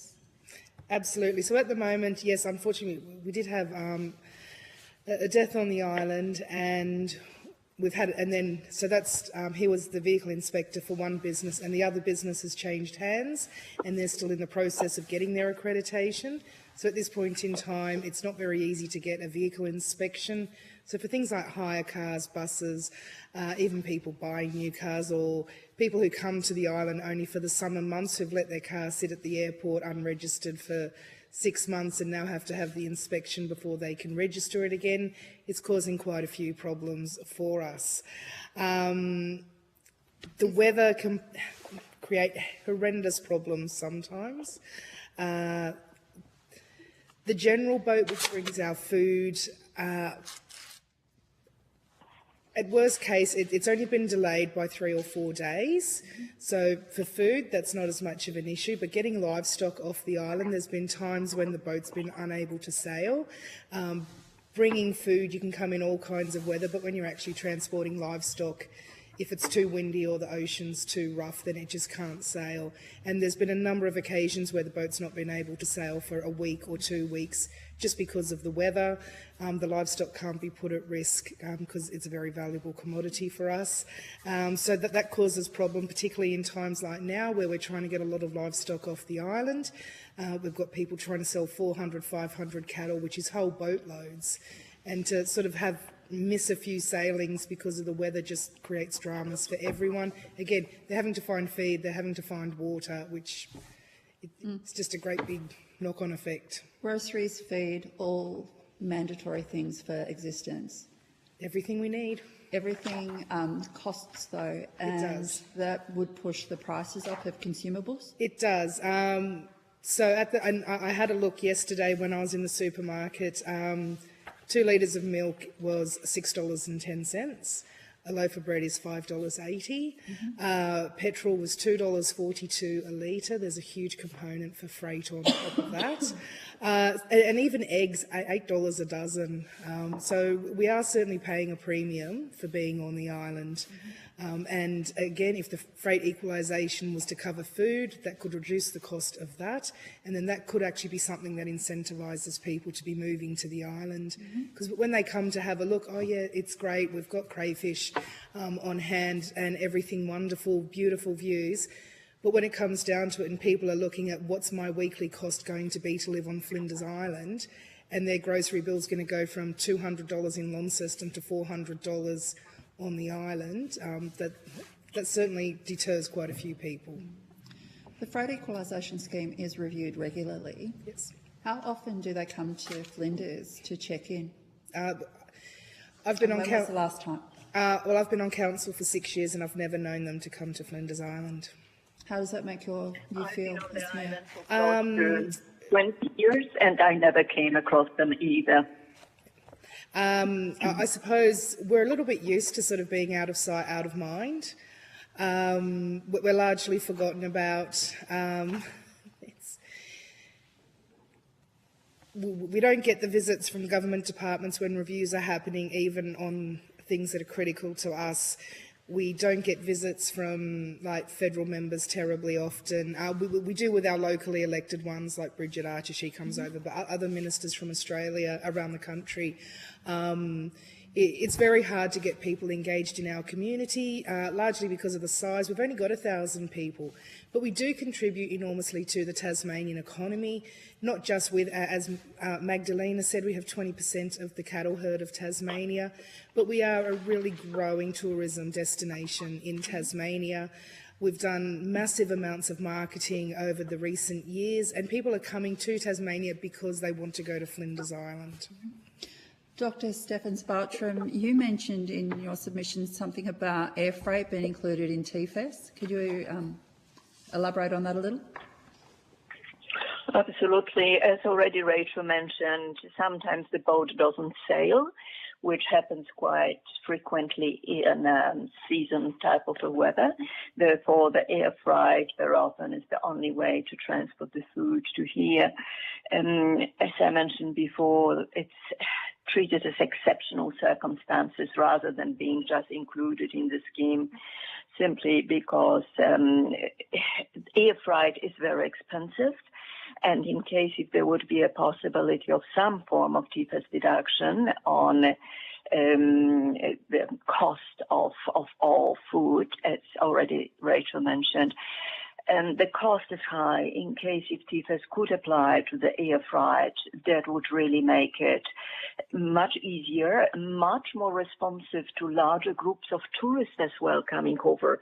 Because sometimes, and it doesn't happen very often, but the shops can be empty simply because the boat could not arrive and some of the air freight is too expensive to take the goods over. So I feel that it's something that it would definitely benefit the growth of businesses, of the shopkeepers, restaurants, if we know that the perishable products can be delivered with some form of assistance in either direction to and from the island. Thank you so much. Senator Urquhart? Thank you. Ms Summers, I remember sitting around a table in Canberra with you and the Mayor from King Island at the time, I think at that time, I think that was probably in about July, August, I can't remember now. July, yes. July, yeah. And there was a discussion around, and I think it was either Services Australia or the Department of Infrastructure that was scheduled to come to the island in September, Yes. or to both islands. Did they come or not? The plan was made to come, Right. but on the day they never arrived. I believe there may have been an illness, but no one has actually come to the island since. Because that was, they were people that had some responsibility for the TFES, as I understand, and they do a regular sort of visit. So during the time that you've been the mayor, you're not aware that that's happened, and you didn't get any real feedback on why they didn't come? All I was told was that there was an illness, Right. and that they've not attempted to make any new dates to come, that they've never come previously.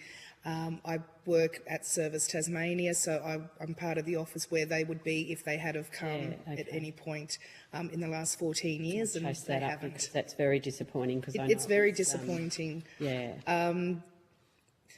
In our community, it's hard to get people to engage. I know that they'd put out, like, for people to come and make an appointments to see them, but I guess we're so used to just sort of being ignored, to put it quite bluntly, that they'd probably need to come a few times before people would feel confident in coming to speak to them. Yeah, understand, Yeah. Yeah, like I've only been once. I promise I'll be back.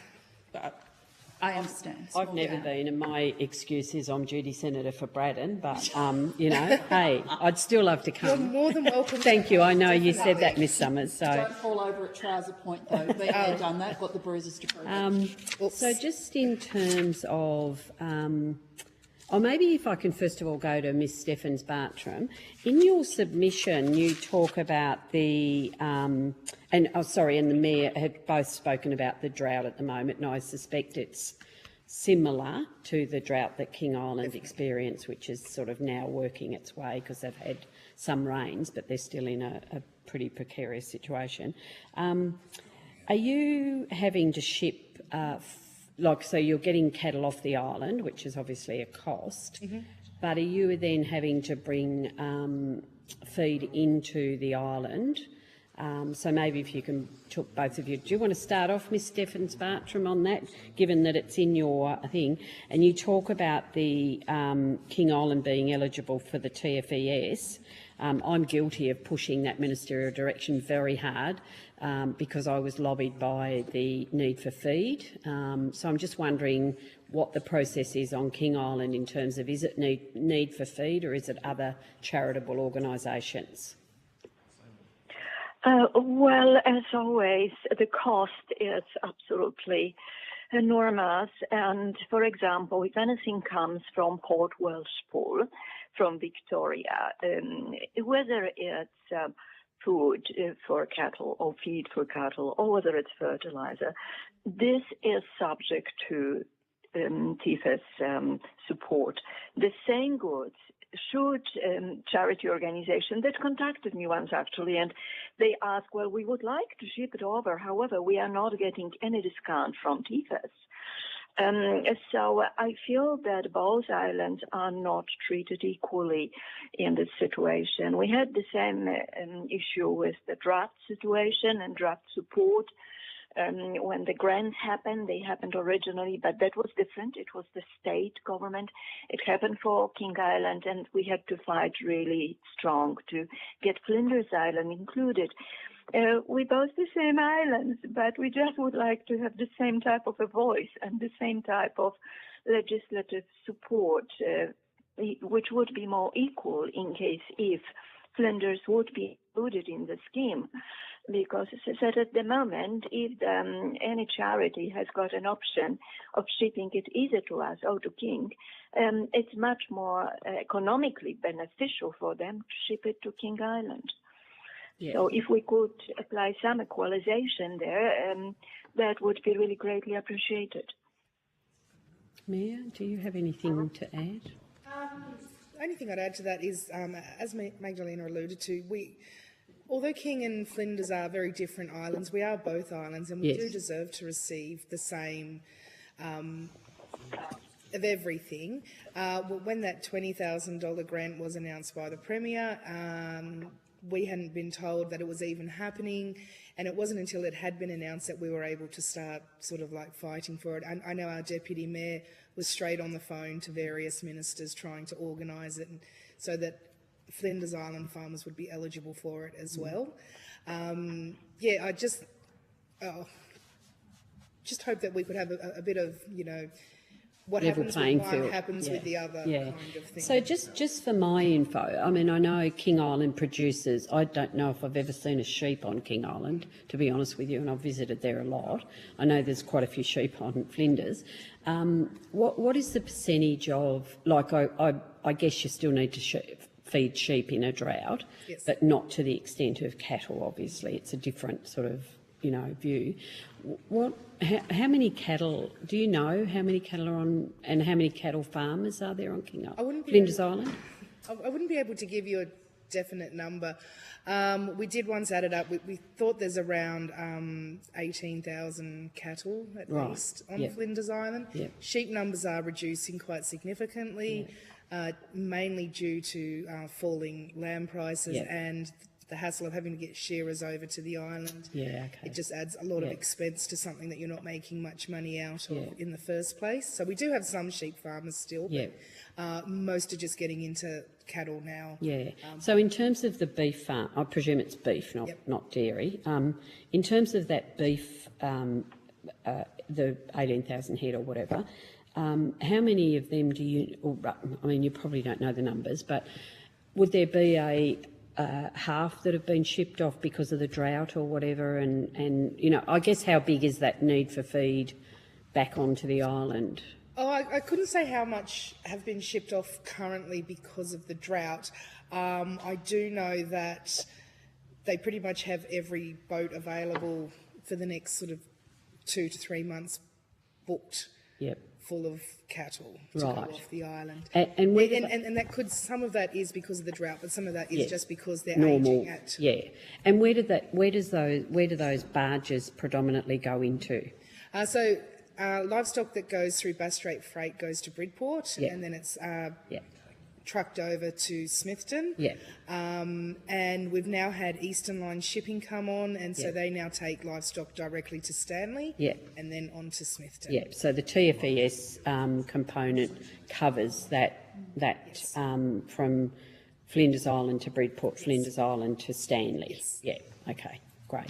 All right, I don't think I've got anything else. Thanks, Chair. Thank you, Senator Oakar. Senator Colbeck. Look, just a couple, because we're starting to ask each other's questions now. I know, because we're getting very cooperative. We're just a good team, Richard. We are a good team. We are a good team. We're all Tasmanians.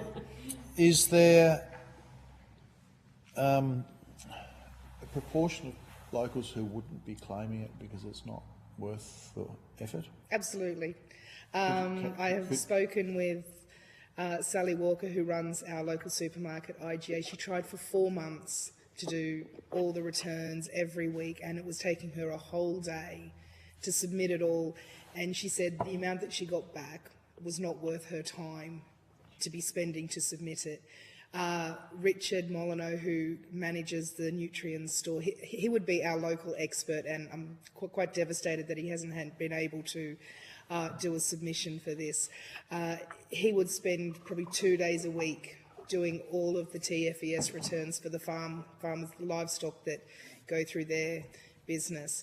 It's an enormous amount of time that he's having to devote just to that, because it is so complex and so convoluted. I'm sure that, probably putting words in his mouth that might not be true, but he'd probably like to send that back to the farmer, but it is just too complex an issue for everyone to be an expert in it. So it is just easier and safer for one person to be sort of like the TFES god, and that would be him. That corresponds with their evidence from Correct. your sister island across the other end of the strait. Your submission talks about the exclusion of critical elements of the scheme. So you're supporting an expansion of the scope of the scheme to include a broader range, or you're saying in there food, fuel, building materials? I mean, building materials, I think we discussed over there a few weeks ago. We would like to see a number of, ideally we would like to see any freight having to come to the islands to be included as part of the TFES. It's obvious that we need it to survive. Yes, some of it's not as critical. Building, 40% more to build a house on Flinders Island than what it is in Launceston is just a huge amount of money, and that deters so many people. We've had community groups who are trying to deliver the government's affordable housing programs, and they contact us, and council's got land, but once they hear how much it costs to build on the island, they suddenly go very quiet and don't return our calls. When we have people who buy blocks of land on the island and then they act, because they come as a visitor, oh wow, and I can buy a block of land here and build a house, and so they buy the block of land and then they start investigating how much it costs to build a house, and suddenly the block of land's up for sale again.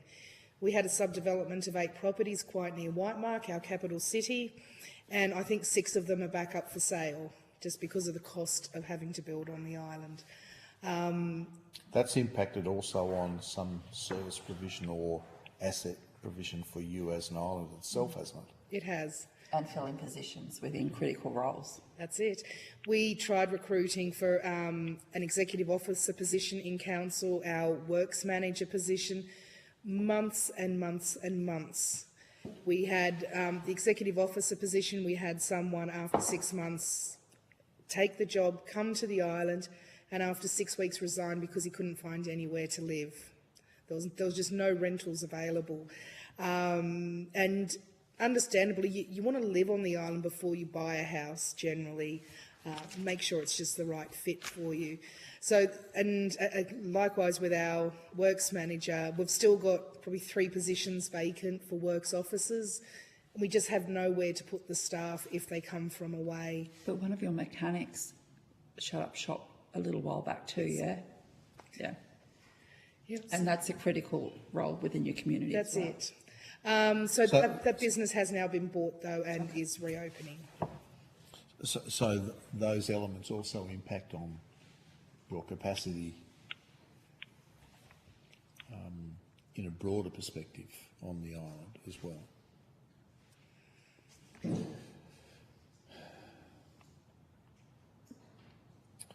I think that probably covers what we want to talk about. Do you have anything else you'd like to say in general? I suppose... We'll give you a closing statement as well. Only that I know that we make the choice to live on the Bass Strait Islands, Flinders Island, and we do so knowing the issues, the costs, and also the delights of living on an island. We're just looking for a fair treatment from the government. If a freight rebate is being offered, we just want it to be fair. We want it to be suitable to the needs of the community, and also at a something that is indexed each year to cover inflation. And easy to access. Easy to access would be great. An online portal, you put the information in, quick and easy, done, it comes out the other end. They would argue that there is already an online portal. Apparently so. But like a lot of government websites, it's not as easy to navigate as it could be. And I will admit, I've not actually, I've not seen the portal, but I have been told that it is very difficult to navigate and it's difficult to put information in and get information out. So something user-friendly would be good. So just on that very quickly, Do most business, are you aware of whether or not, or maybe Ms Stephens-Bartram might be able to answer this better, but I'll open it up to both of you. Are you aware of, do most businesses on Flinders Island complete their own TFES forms, or do they get an agent to do it for them? Or they go to the god. From most of the... Sorry, Rachel, do you want to answer that, or is it me? No.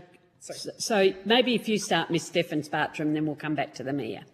Good, thank you. Well, I trust that we do have several businesses who do have administration staff, and they are able to do this type of work.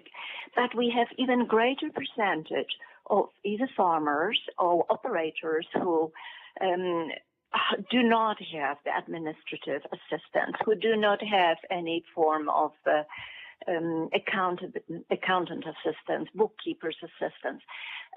Most of people have either 3 or 4 positions that they work with, so we don't have any unemployment on the island. And because of that, it's very, very complex for people to sit down, exactly as Rachel mentioned with Sally from IGA, to sit down for a whole day to fill in the paperwork. It's not worth it. Several of the farmers that I've been helping with, either with grant applications or with TFS, we do get lost in administrative requirements that are here. Like, just to give you an example, recently I received a letter from TFS for application to register that southbound goods under the agriculture, forestry and fishing category are not allowed to be included, and you're not eligible to claim it because the business activity is not classified in Division A of Australian and New Zealand Standard Industrial Classification. A person looked at me and said, well, what does that mean? So, and there is a lot of complexity that average single operator finds it difficult to claim. Nutrient, exactly as Rachel mentioned, they occasionally fill in the applications, but as I understand, from about $183 million going into the scheme, most of it goes towards the large operations, large corporations that have got administrative staff to help them. If it would be simplified for the businesses under $2 million, for example, and you've got ASIC numbers, you've got the business numbers, just simply have it registered and in accordance with whatever they ship. If it could be, whether it's north, south, east, west, if it could be simplified, it would save not only the time for the business operators, but also administration of the scheme would be much more financially viable. Great, thank you. Ms Summers, just very quickly, we did get evidence on King Island from elders that they spend a significant amount of time assisting the farmers. Does that happen on King Island, on Flinders Island, the same as King? I would imagine it would. I'm not as across elders as I am with Nutrien. Yep. I know that Nutrien probably deals with 80% of the livestock on the island, and they do the TFES claims for all of those farmers. Yeah. I'm unsure of what elders do, but I'm sure they would provide assistance in some capacity. Yeah. Okay, great. Thank you. Thanks, Chair. Thank you. Look, thank you so much for your time, Dr. Stephens-Bartram and Ms Summers. Appreciate you coming. I don't believe you had any questions on notice, but if there was, that is due by the 22nd of this month. We thank you so much for coming in today and coming to us. I do appreciate that. It's a pleasure, and thank you for the possibility to help. No, thank you, Dr. Stephens-Bartram. That concludes today's hearing. Thank you so much to all witnesses who appeared and to Hansard and Broadcasting for their assistance. And the committee stands adjourned. And thank you.